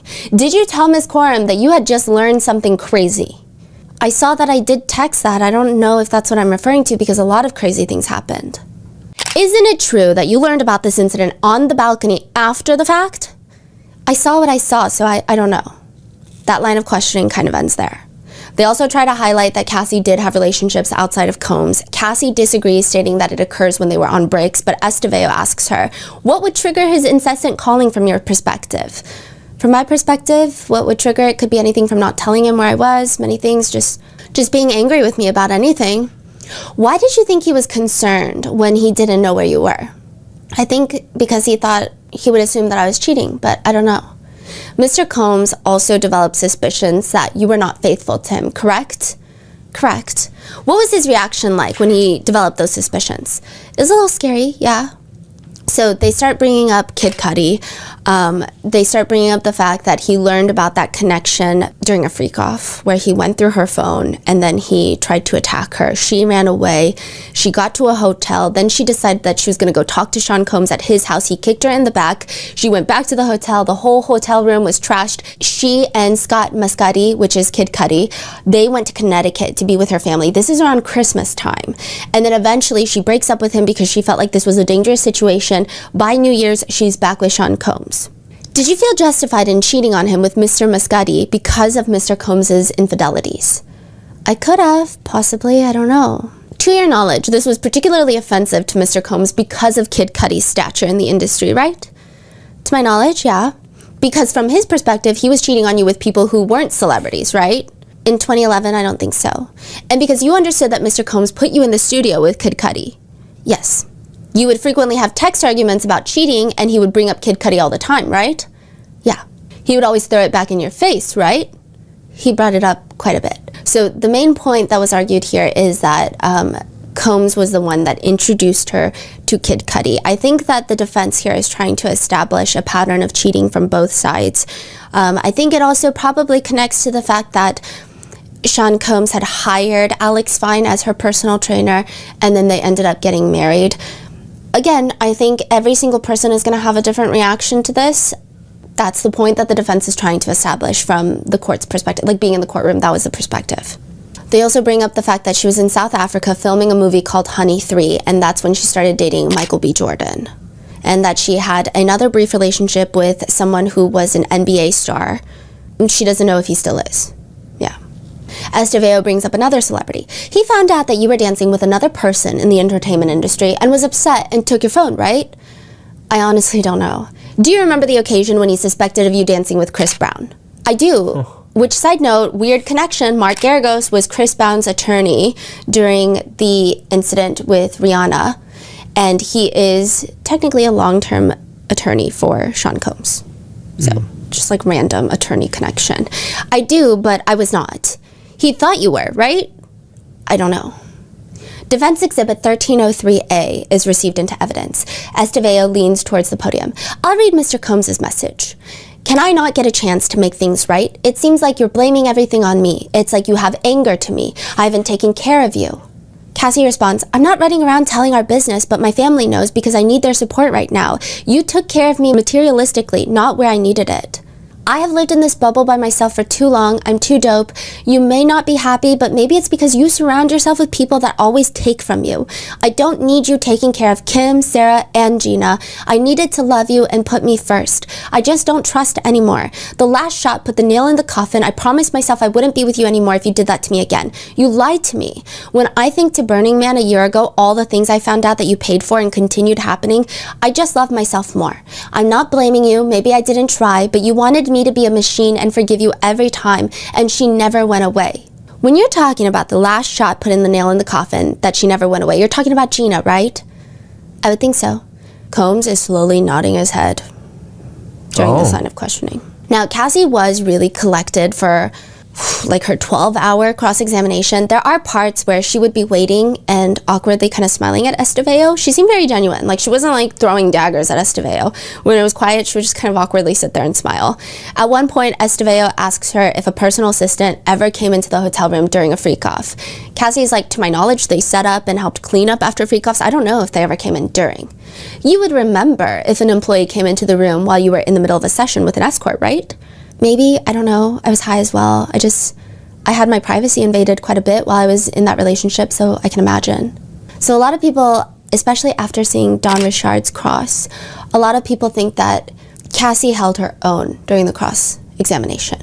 Regardless of like what netizens, I guess, feel about her, yeah, she was very good at answering questions genuinely and not getting bulldozed. Later, Cassie mentions that she's not a huge going out type of person. You've never been a huge going out person? No. Personally liked it? No. But you did a lot of it. I did. In fact, you were paid handsomely for it, right? Yes. And you spent a lot of time in clubs. Yeah, too much. There's another ridiculous incident where Estevao is just reading off messages. Mr. Combs says, can you make it? I think it'll be good to go with Will tonight. Rube can take you. You say, how are you? I love you. Mr. Combs says, I'm missing you, misspelled. And you have a frowny face. And you say, staring at our pictures from the plane, I miss you. Mr. Combs says, I love you. Good morning to my queen. Have the greatest day at work and get a lot of work done. You say, good morning, my king. You mean everything to me with extra E's and O's. And Prosecutor Johnson stands up. Your Honor, is there a question coming? Estevao pauses. Because you cannot make statements, you must ask questions during a cross-examination. She says, am I reading this accurately, Miss Ventura? I'm just waiting to find out what you want me to answer. Am I reading this accurately? I believe so. You're just reading it. And then you respond, I will have the greatest day of my life until you're back home, right? Yeah, I can see that. Cassie's cousin was in the row in front of us, so her whole, her attorneys, and then you had Alex Fine, her brother, and her cousin. I could see her face pretty clearly, and I wrote this down. We observed that whenever Cassie had these slightly smarter responses to Estevao, her cousin would smile up at her. Like, most of the time she was not smiling. There was one time where she was sitting down and we made awkward eye contact and she smiled, but they were like not interacting with the press. Like, they were very focused on like not even looking at us, right? But she was like smiling at Cassie with all these smart moments. It was like a very interesting smile. I don't know, but it gave me one of those moments of like stand your ground smile. Yeah, that's what it felt like to us. Estevao's cross is interesting. I will describe some of the body language. I think that she had a really hard job in the defense team, because I think whoever is cross-examining Cassie, first of all, they knew it had to be a woman, obviously, but whoever is doing it, they can't come off too aggressive. They can't come off too hostile. This is victim number one of the entire case. They have to be gentle. They have to discredit her, all while being polite, not being aggressive at the same time. I think it's very tricky. I think that so far, out of everything we've seen from the defense, this is probably the hardest position one of them has been put in thus far. Probably there will be more opportunities for harder positions, but I will describe some of the body language. Estevao the whole time has her arms crossed, and then she keeps like getting post-its from Tenny Garagos. She keeps looking at Mark Agnifilo. She keeps looking at Tenny while Cassie's answering the question. She does this thing where she will physically lean over the podium and like listen to Mark whisper to her the next question. And she'll do it with her arms crossed. It's like this really weird demeanor. It's like when you're doing a group project and you were not there for most of the project, and the professor is like, so who did the group project? And you lean over and they whisper and you go, so we did. That was the energy, and it was not just perceived by me, because later at a sidebar, the judge tells Estevao, one thing I'd like to avoid, I know you're almost done, sometimes a question is asked and then you're kind of going and looking at the rest of the members of the defense. I think it's disruptive in terms of you have asked a question, so you should listen to the answer. And the jury is seeing it. I don't want that to be an element of this case. Mark, yeah, it was weird. Like, she like physically just leaned over and then would come back. So the judge is saying that you need to pay attention to the answers. Yes, and I think that's why the cross was so confusing and kept jumping around, because it didn't feel like she's going based off of the answers that Cassie's giving. It's like she has a list of questions and she's just like checking it off. And I do think the prosecutor was doing the same thing. Johnson was doing similar things with Cassie, but it just, both of them, it was so long. And I think the part that really bothered me is like, yes, you have to establish your foundation. You have to tell the jurors everything, right? But now it's like, you put such a pregnant Cassie on the stand for so long. And I swear to goodness, from my opinion, half the time for the direct and the cross, it looked like the jurors were falling asleep. So I'm like, why are you putting this girl through all of this just to go in circles and the jurors don't even care? Right. Or at least it looks like they don't even care. Got it. Mark tries to take the fall for it. He tells the judge, it's probably our fault. I'll try to keep it. And then he pauses because the judge interrupts. Miss Estevao is in charge. I'm sorry, Judge. Now, there were brief arguments on whether or not the still images of freak-offs would be shown to the press and public in open court, aka not posted online, like sealed, like exhibits that are sealed so you can't request them, not shared with media organizations, but displayed on the public screen that the members of the press and public can see. I actually have a sick feeling. The RMT members and I were talking about it. There were some members of the public in the line outside the courthouse where it felt like they came specifically in hopes of seeing something. That was like the kind of conversations we overheard some. It was just really gross. There was one representative that I believe was a spokesperson for major media outlets that stated it should be viewable in open court. stating that the evidence should not be sealed, or that they should pool certain reporters, some members of the press, like vetted members, some representatives that can see the videos so that they can present a description to them to the public. The argument being that these videos must have some persuasive and evidentiary value that the public should have the right to know about. Now, as a certified member of the press since 2 full minutes ago, I think these people are insane. I'm sorry, that's crazy to me. The fact that these major publications are arguing that through a spokesperson, I get that justice needs to be served, and the argument being that it probably has some evidentiary value. Yeah, but also just no. Cassie is already explaining and giving descriptions.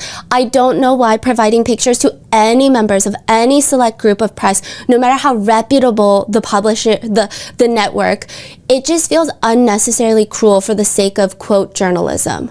The spokesperson argues the New York Times and the Wash Post and the Wall Street Journal are not interested in reporting anything salacious. They want to be able, however, to report that this was shown to the jury, and here in a very discreet and appropriate and mature way is what they show.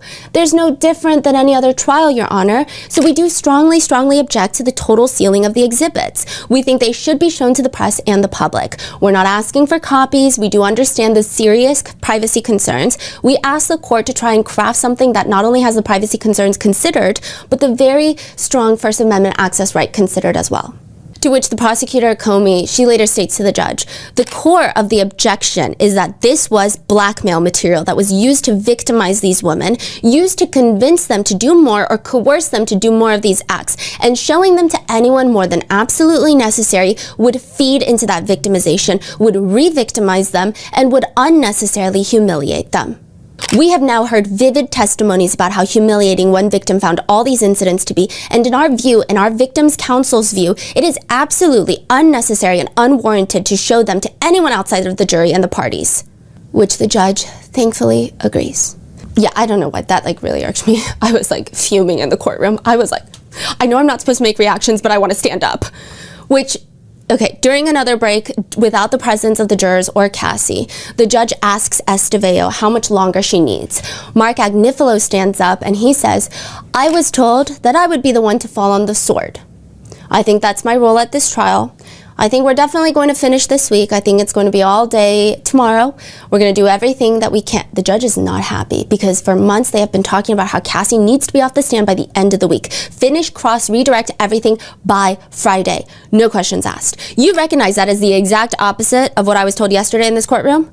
Does he sound upset about this? Yeah, he's not he's you do recognize that this is the exact opposite of what I told you in this courtroom. What I was told yesterday in this courtroom. And he's looking at them explain yourself right now. So they're saying we need more time. Yeah, and Mark is yes, that's why there's a sword that I must fall on. It's a lot of material to go through. It's the most important witness in this case. We're trying to do it very quickly. The judge is this was the subject of discussion for, I don't even think it's weeks. I think it's months that this witness needed to be off the stand by the end of the week. So what happened? I never understood that. I understood. The government asks, our direct took less than 2 days, probably a day and a half, and we would ask that the court exercise its discretion under Rule 611, aka avoid wasting time and make procedures effective for determining the truth. Under Rule 611, to limit the cross-examination to the length of the direct. Mark says, one thing I want to point out is the government chose to call 2 witnesses before this witness, which took up a great deal of time. So I don't know that this artificial deadline of the end of the week, end of day, Friday, should be held against us. They chose not to call her first. That wasn't our choice. So we're going to do everything we can, but it's a critically important witness. Prosecutor Comey pops up. As he knows, and as we told defense counsel, the first 2 witnesses had scheduling issues and were not going to be available to testify otherwise. The judge is not moved by the defense. It was the understanding of everyone that this witness would be off the stand by the end of the week. Direct took a day and a half, so the defense will have a day and a half. He also notes, Ms. Estevao, you have a witness who is being responsive to your questions, the questions you're asking. This is not the kind of witness that is fighting you on every single question that you're asking. Mark Agnifilo says, now it's starting to feel a little strategic on the government's part to kind of pen us in to only having a day and a half or 2 days for cross. It's not uncommon for cross to be 3-4 hours longer or shorter than one estimates. The judge snaps a bit. In what universe did you not understand that this was important given that it was in the numerous filings and discussed amongst the parties several times? When was this taking place? In the middle. Like the jurors and the witness would be gone, and just like in open court, they have these discussions. Like so it's a midday break type of thing? Yeah, they'll have like a few breaks, and then they'll have lunch. But then even for lunch, they'll send the jury, they'll send the witness out, and then they'll continue talking. You know, and then afterwards they have a few more breaks. Yeah. Wasn't there like speculations on why they're doing this? Like delay this cross because Cassie is extremely pregnant? Yeah. So there's like a lot of speculations that the defense is pulling out some really dirty cards. There were speculations that they were trying to delay the beginning of the trial so that Cassie wouldn't be pregnant during her testifying, which was later semi-confirmed to some netizens, with the defense trying to argue that they didn't want Cassie to walk in front of the jurors pregnant. So there's like a lot of reasons, but you know, it's very interesting because the judge, like I said, what I've heard about the judge is that he's so fair. One attorney that I did unrelated to this case, I heard in the hallways, they said that judge is sharp. He's too sharp. Personally, I like my judges a little dumb. Like, this judge is very sharp, so there's That's that. crazy. Yeah. Mark Agnifilo continues, this is a critical witness in a case that involves a life sentence. So the schedule is important, but Mr. Combs' right to cross-examine this witness fully and fairly is quite important. Thankfully, the defense does start speeding things up and Cassie is off the stand by Friday, but it's very interesting. The judge even says, I thought it was pretty clear that if issues are to be raised before the jury comes in, they need to be raised with the court in advance, and I've been very lenient. There have been letters that have come in at 3 a.m. I've come in early so I can make sure that I have a handle on the issues before we get here because the jury has been so prompt. Even later, or earlier in that day, when the jurors come in for the first time in the morning, he apologizes every time. Welcome back, members of the jury. I'm only 5 minutes late today. So his tone of voice, he's so compassionate with jurors and witnesses. You were here early, as usual, so I apologize for our lateness, but we are making a couple minutes of progress. We will keep working on it on our end. Just so nice. During the direct, so this is with the prosecutors, Cassie explains that she had started freaking out at one moment in the timeline because she was texting Sean, I need you to call me ASAP. Sean's responding, I called, pick up, when did he say he saw it, how long ago, ask him what did the room look like, etc. Girl, you need to act like you need to get this info. So Cassie's explaining, I was in Atlantic City hosting a party with new management company.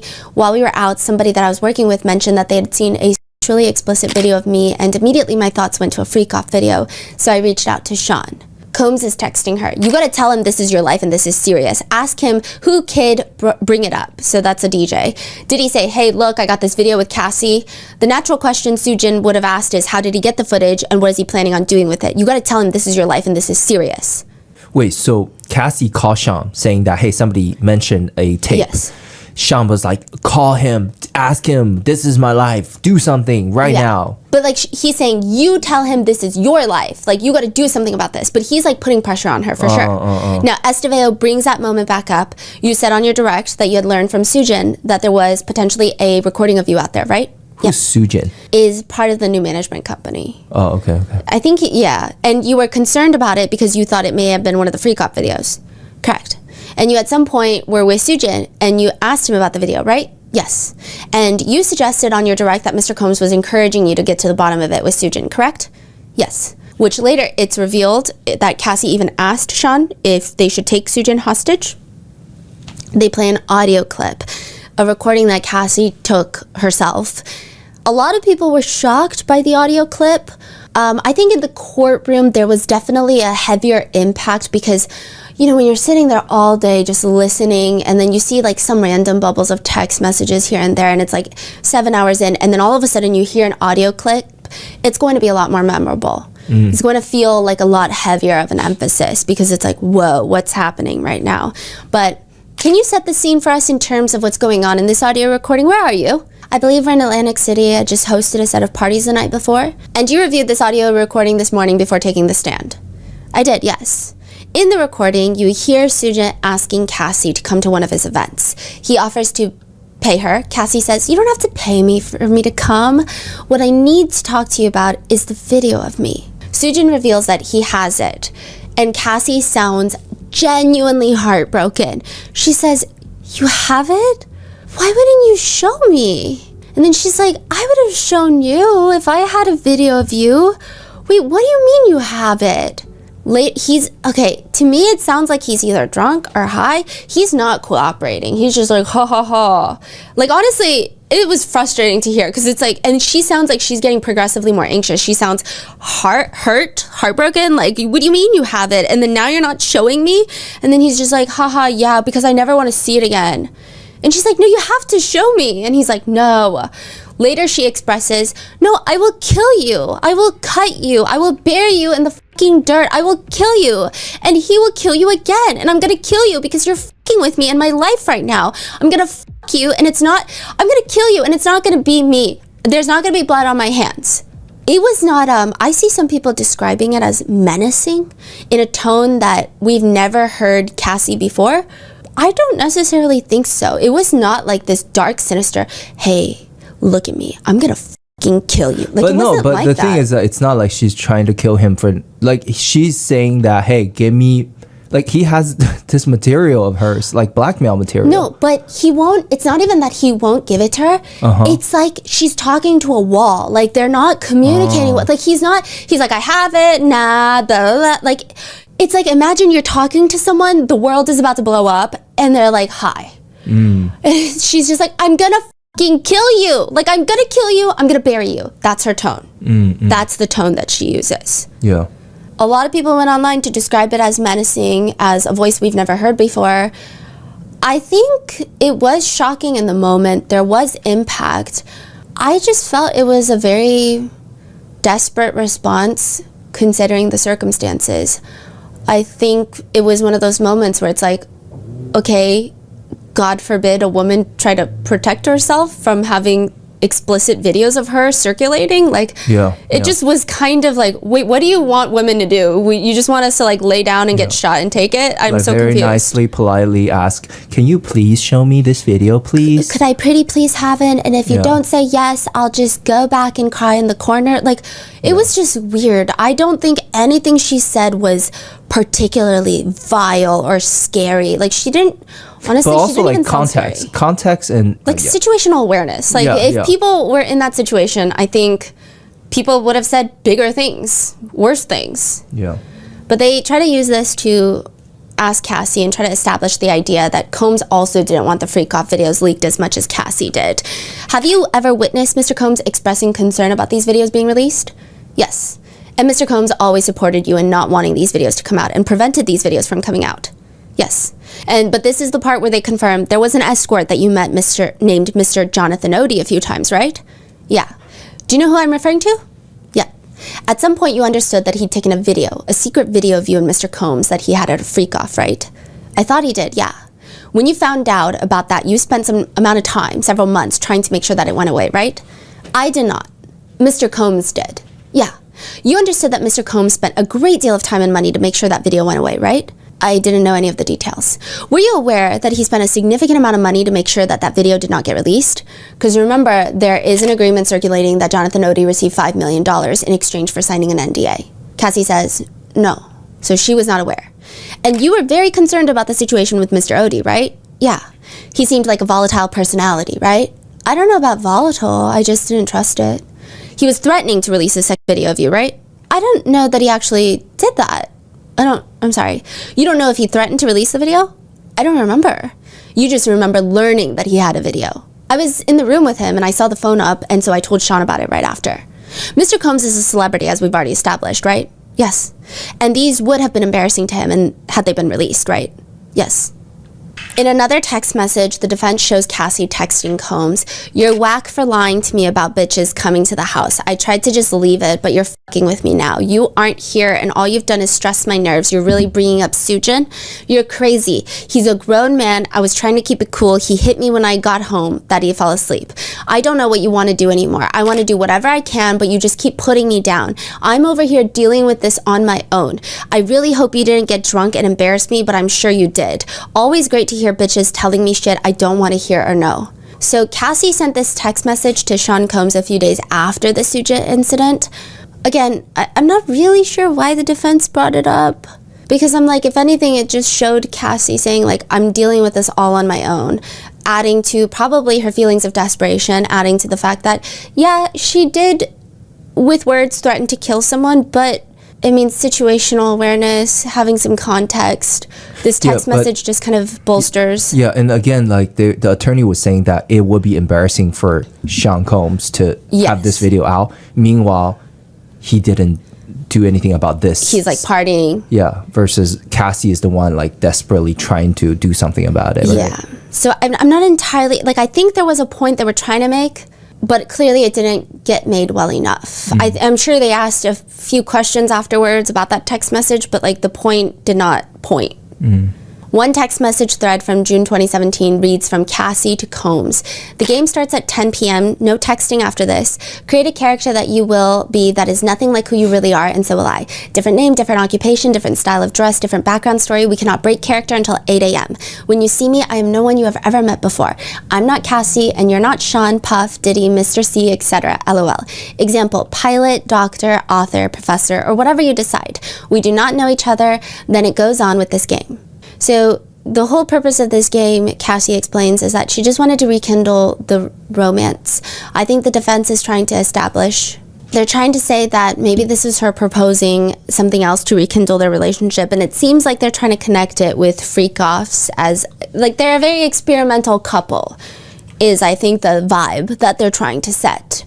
There's another text message thread that's entered into evidence from 2012. Sean texts Cassie, what do you want to do tonight? I don't know, what are the options? Am I meeting you in the Hamptons, or will we be in the city?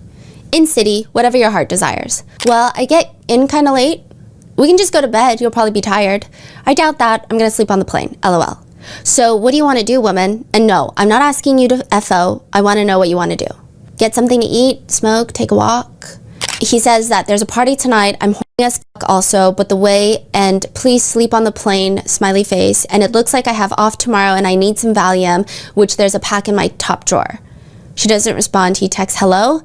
This part, I think it's intriguing. Cassie likes to eat, smoke, take a walk. I feel like Sean is always texting her that he's horny. Yeah. Like all the text messages. I feel like I have not seen many text messages where there's a lot of depth in their conversations, or at least both ways. She tells him where the pills are, and she just briefly says, let's go out and have some carefree fun. We will play it by ear. When are you on your period? What's carefree fun? I'm skipping it, just taking it as it comes. Are you on it now? No. Good. Are you horny? Yes. How horny? What you be thinking about when you're horny?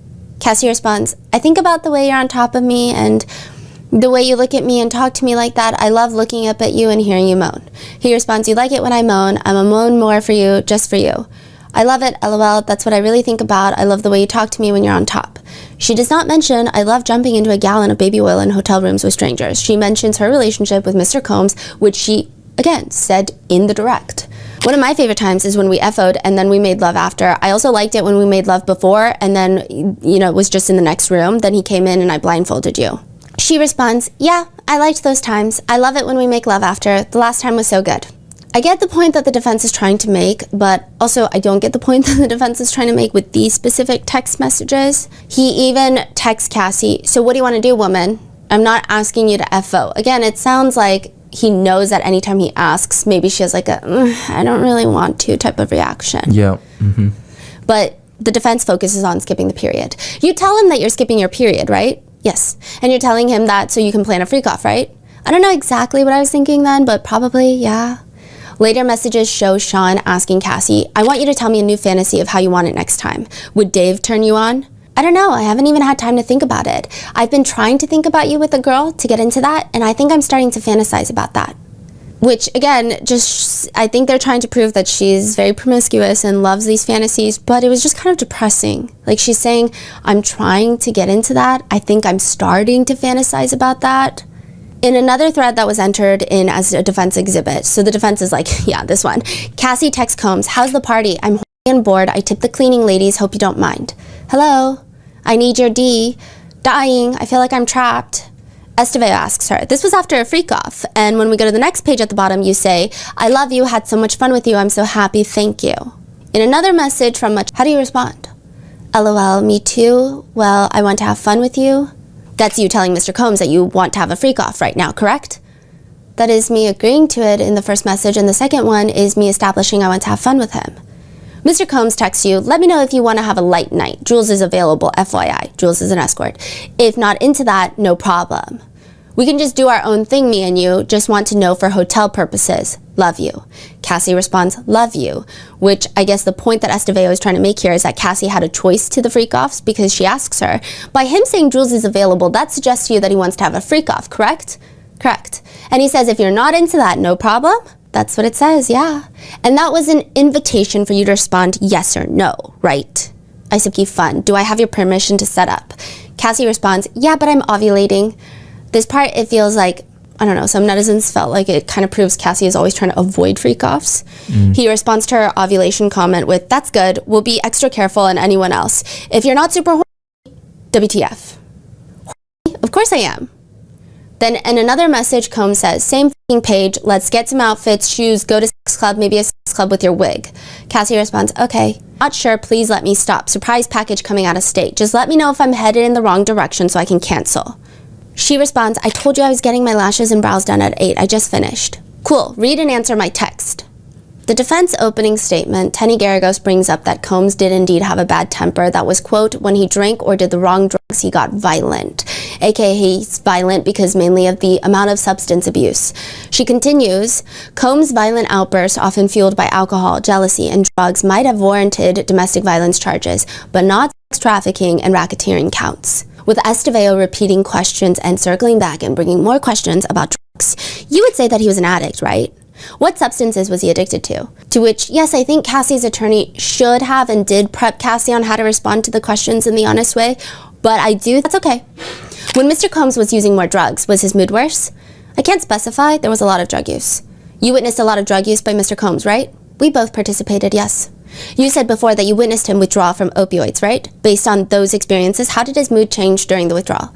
I haven't thought about it in a while. I'm also not a doctor. Your serotonin levels are definitely messed up after you party and take certain pills. So coming off of them, yeah, you'd be pretty irritated.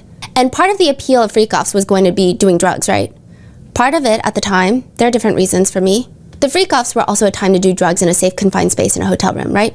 Yeah. So someone like Mr. Combs, who is a celebrity and well-known, it's an opportunity for him to take drugs and experiment and not be seen by anyone, right? Yeah. And did you ever call each other get high partners? We did. Now, Cassie mentions that she always felt like Combs wanted her to do drugs with him, but if she ever did drugs with anybody else, he would get explosively angry. The defense is trying to bring up that Combs tried to get Cassie off drugs. At one point, he encourages her to go to rehab, and Estevao even asked, to your knowledge, did he tell drug dealers in the LA area or have communicated to drug dealers in the LA area that they were not to deal drugs to you? Cassie says, yes. Now, side note, in the event of trying to establish that Combs is like, I don't know, maybe this really good guy that's trying to get Cassie, his beloved girlfriend, off of drugs, to me, I'm like, that's crazy. To reach out to drug dealers and tell them specifically, do not sell drugs to my girlfriend is kind of crazy behavior. Like, that is controlling behavior. So like, I do feel like a lot of, and then I have seen whispers in the courtroom where it's like, it was weird because like the point proven bypassed and then like a stronger different point was made with that one. Because it's just like, that just proves how controlling he was. It doesn't come off like, oh, he's such a good caring boyfriend, which it felt like that's what the defense was trying to do. So it was just very confusing. You previously told the government that you believe that Mr. Combs was blackout for the Intercontinental event. Isn't that right? I believe he was intoxicated, yeah. You believed he was blackout, right? Everybody's definition of blackout is different. You use the word blackout. Sure. They bring up a text message that Cassie sends Combs after the Intercontinental Hotel incident. When you get fucked up in the wrong way, you always want to show me that you have the power and you knock me around. I'm not a rag doll, I'm someone's child. When you say, when you get f***ed up in the wrong way, you meant that he took too many drugs, right? I meant that he was out of control because of the amount of drugs that he had taken, right? And alcohol. He often combined drugs with alcohol, right? Yes, we both did. Do you remember when Mr. Combs overdosed in February 2012? Now, Cassie says something that has the internet kind of in a tailspin. Was that around the time Whitney Houston died? Yes. So there are speculations that there was this massive party and perhaps they all used the same like Hollywood drug dealers, and there's just some connections there. I don't want to get too deep into it without perhaps it becoming more pertinent to the case, but he had apparently overdosed and he went to a hospital. Other points argued by Estevao include asking, he was suggesting going to marriage counseling, couples counseling, correct? Maybe, I don't remember. Shortly after you started dating your now husband, right? Yeah. It just seems like they're trying to prove that Combs tried to make the relationship work, and a major point of contention for the defense is the R-word allegation from August of 2018, with Estevao asking, do you recall meeting with agents and prosecutors on November 30th, 2023? I could have, I don't remember the exact date. This would be the meeting shortly after the lawsuit that you filed. Do you recall that meeting? Yes. Is your testimony that you told the government that he was acting strangely at the dinner? I don't really remember that word. I don't remember that word. That's okay. In fact, do you remember that you told them that he seemed anxious? I don't remember saying that.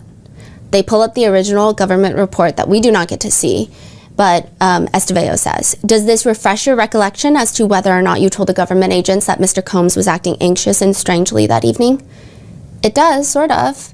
And you told them that you thought this behavior might be attributed to his bipolar disorder, right? You told prosecutors that you did not think that Mr. Combs was in his right mind because he didn't respond when you told him to stop. Is that correct? Then they bring up a message that Combs sent to Cassie, which is August 21st, 2018, that reads, from Cassie to Combs, hit me when you can, heart emoji. And then he responds, I know I look bad to you. I could tell I didn't turn you on yesterday. I fell off, but I'm about to get my shit together. Estevao states that in the April 2025 meeting with prosecutors, Cassie told them that the alleged R-word incident happened August of 2018. You saw Mr. Combs the day before this message, right? I think so, I'm not sure. So the insinuation being that the text messages were sent around the time of the alleged R-word.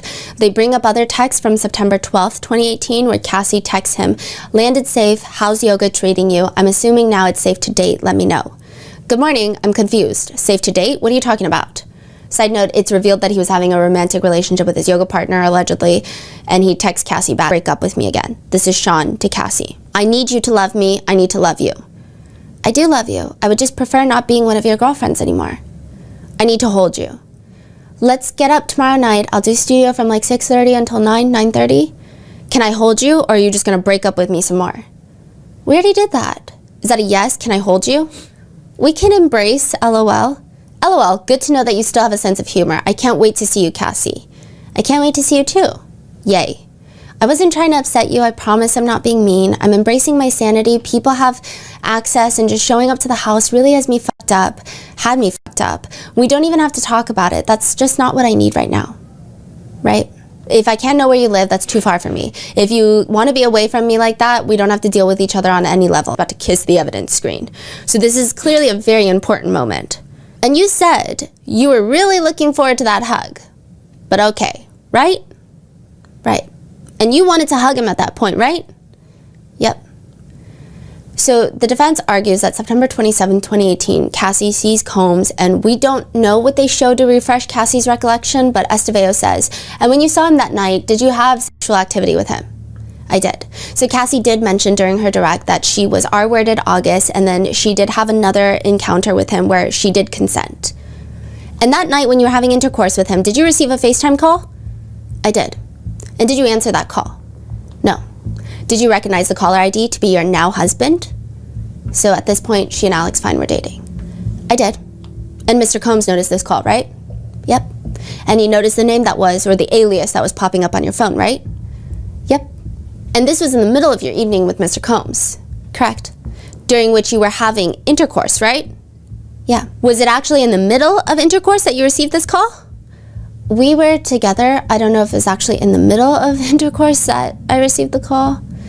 And your now husband didn't know that you were with Mr. Combs at the time, correct?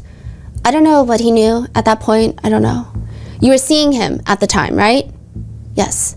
At the time that you had this evening with Mr. Combs. Yes. After this incident, your now husband learned about your evening with Mr. Combs, right? At a point, but I don't know.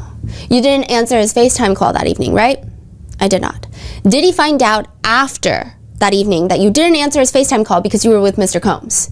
Objection! You told your now husband that Mr. Combs R-worded you, didn't you? I did. That evening, right? That evening? In September? No, that wasn't the evening when I was R-worded. Your husband punched a wall at a certain point, right? He did. When he learned that you were still having intercourse with Mr. Combs, right? When you informed him that Mr. Combs R-worded you, correct? Yes, I think. I don't remember exactly when that was. Your husband learned of your sexual intercourse with Mr. Combs, right? Right. And you told him that Mr. Combs R-worded you, right? Right. And when your husband learned about it, he punched a wall, right? I believe so. The point I think that the defense is trying to establish, whether you agree with it or not, their defense is that she was seeing Alex Fine, she was dating him, and then she had this evening with Sean Combs in September of 2018. Alex Fine FaceTimed her. Clearly he's finding out that maybe she's not where she said she was going to be or something of that sort. She goes back to him and he's trying to ask her, like, where were you? And they're almost insinuating that she comes up with this R-word story in that moment to kind of de-escalate perhaps a big relationship fight with this new boyfriend of hers. Is kind of what they're insinuating with this line of questioning, or at least that's what we got from it.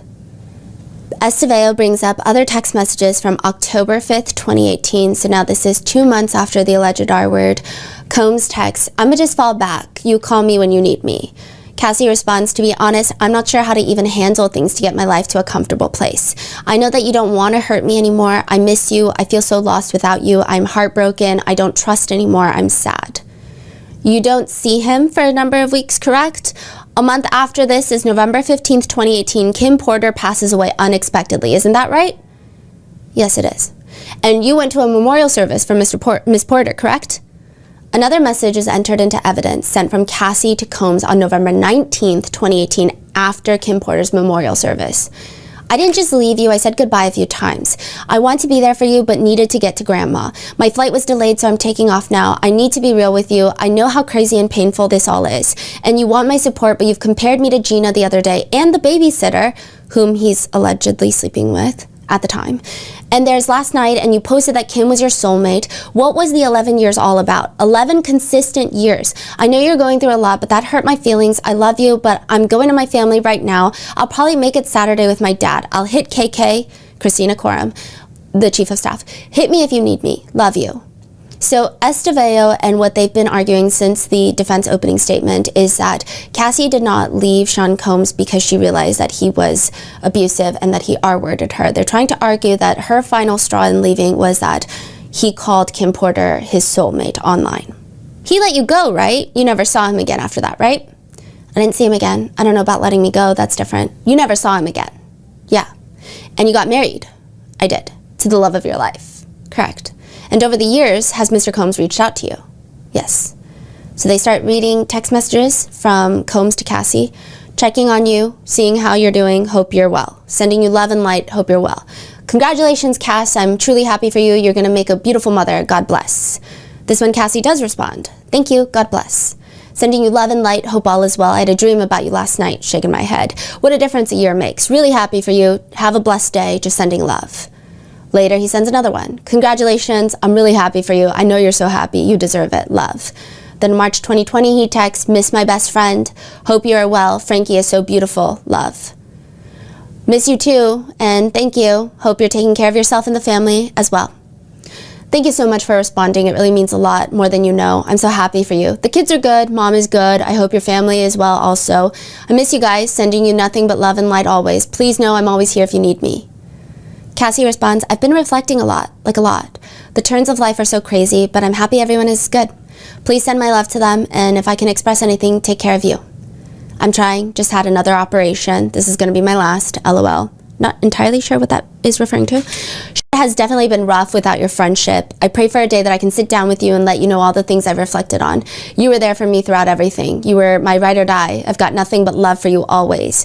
My heart is filled with joy to know that you don't hate me, and I hope you're taking care of you also. I thank God for the time that we had together, and you're one of the greatest women in the world. Don't ever forget that, love." Sorry, I needed a second to gather my thoughts. The things you said blew my mind a bit. First, I don't hate you. I never have. I wouldn't be at this beautiful point in my life without having been with you. I definitely think of the day to sit down and just talk because I know that we need closure, understanding. What do you mean when you said, Estevao is asking Cassie, what do you mean when you said the things he said blew your mind a bit? I think those were honestly probably all the things I wanted to hear for a long time that I never did, just being recognized as the greatest woman in the world, right? Not that part, just the message in general was nice. And it was what you had been craving for a long time to hear from him, right? Before this, I don't think I was craving it then. You wanted a relationship previously. Yeah, in the relationship, I was craving it. Because he shaped you in many ways after 11 years, right?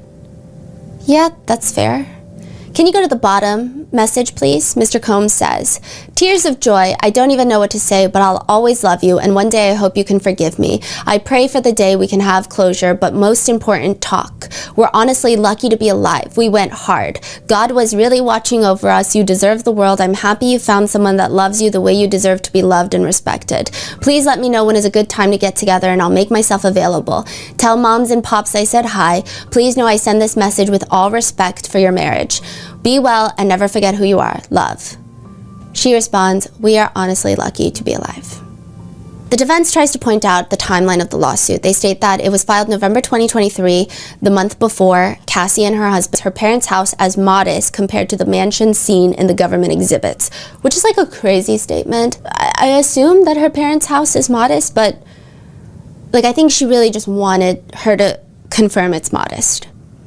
Cassie mentions that she was preparing for tour for January 2025. As soon as you agreed to settle your lawsuit against Mr. Combs in November 2024, you canceled this tour, right? I did. As soon as you saw that you were going to get $20 million, you canceled the tour because you didn't need it anymore, right? That wasn't the reason why.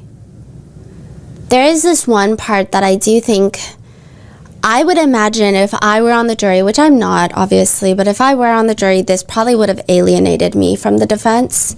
Estevao brings up, and I think that from what I could hear and gather, it irked a lot of people the wrong way, this part.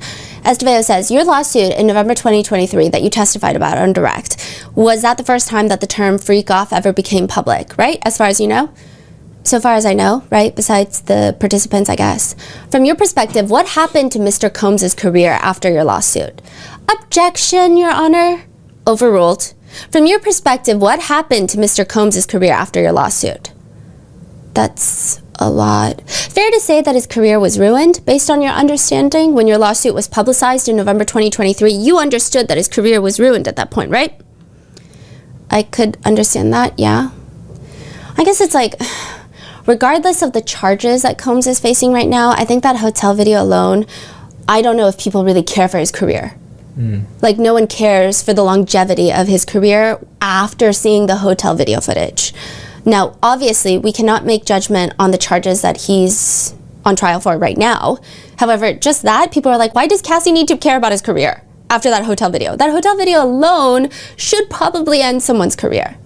So they just didn't like, it was, a lot of people felt like it's giving, but the R-worder or the abuser is a young man with a bright future ahead of him, and you ruined that, right? It's like, yeah, but what about my life? That was the feeling. They also bring up that after the Intercontinental Hotel footage aired, she points out Cassie wrote, domestic violence is the issue. So she released a very simple Instagram statement, remember, after that footage? And in that statement, she writes, domestic violence is the issue. It just felt like I have love for the past and what it was. The defense closes their cross-examination with the text message, want to freak off one last time tonight? This is what Combs texts Cassie in 2012. They break up in 2018. Want to freak off one last time tonight? What? You can't read? Cassie responds, I don't want to freak off for a last time. I want it to be the first time for the rest of our lives. Anna Estevao says, I have no further questions. And she walks off the podium. Prosecutor Johnson does the redirect. She pulls up more messages from that exact text thread in which Cassie texts later. And you know what? Prosecutor Johnson, I felt like this was her redemption arc because her direct, a lot of people were struggling with her direct. I heard, because I do try to listen to like what people in the public are saying about, because there's like overflow rooms. Anyway, I try to listen and see what people thought, because sometimes when you go online and you have a very different reaction from a lot of people in the courtroom, because you're getting snippets of headlines and random excerpts from the court day, and then the people that were actually in the courtroom, you're getting like 8 hours of information. Sometimes there's a discrepancy, and a lot of people said that with Prosecutor Johnson's initial direct, it just didn't, like, they felt frustrated because this is an emotional testimony. And yes, you don't want to re-traumatize the victims, but there were a lot of points where it just felt like she didn't let Cassie talk. Like, she just kept moving on to the next question, when the jurors are like, wait, we want to know what she would have said further. Because there'd be these moments where she's, I want to see you, but I'm emotional right now. I can't do one last time. I'd rather not at all. So that's context to the question, the text message thread that the cross just ended with. Throughout your relationship with Sean, were there periods where Sean was kind and loving? Yeah. Did those periods ever last? No. What are some of the ways Sean's mood affected you? I mean, they affected my whole life, my career, how I felt about myself, my self-worth, yeah. Throughout your entire 11-year relationship with Sean, who did you want to have sex with? I wanted it to be with him, just him. Was there anyone else you wanted to have intimate relations with? Not at the time. Prosecutor Johnson also shows that in one of the texts that Cassie is expressing wanting to do freak-offs, Combs had texted her, "You're supposed to be seducing me all day." During freak-offs, how often was your career discussed? A lot? Why didn't you get to do many of the things you wanted to do for work? Because I had a whole other job. What was that whole other job? It's basically a sex worker. Motion to strike. So the judge does grant the motion to strike, which means jurors should disregard the last answer, which I think is nearly impossible to do as a human, but don't get me started on that. The prosecutors also point out that in other messages, it seems like Combs requests freak-offs. Meanwhile, Cassie is sending messages like, I can book a show for us to go see tomorrow night. We can be like old times and take our Central Park walk, smoke, drink some wine, just veg out. Sorry if I seem a little out of it. They put our oldest dog to sleep today. Instead, they do a freak-off. Do you have any doubt that Combs R-worded you? No. And a few weeks after that, in August of 2018, did you have consensual activities with Sean? Yes. And you said the settlement was not the reason you canceled the tour. Correct. Why did you cancel the tour? After filing my lawsuit, I was just overwhelmed, and I couldn't continue doing that at that point. It was quite overwhelming addressing the past in the way that I chose to. I didn't want to be away from my kids at the time.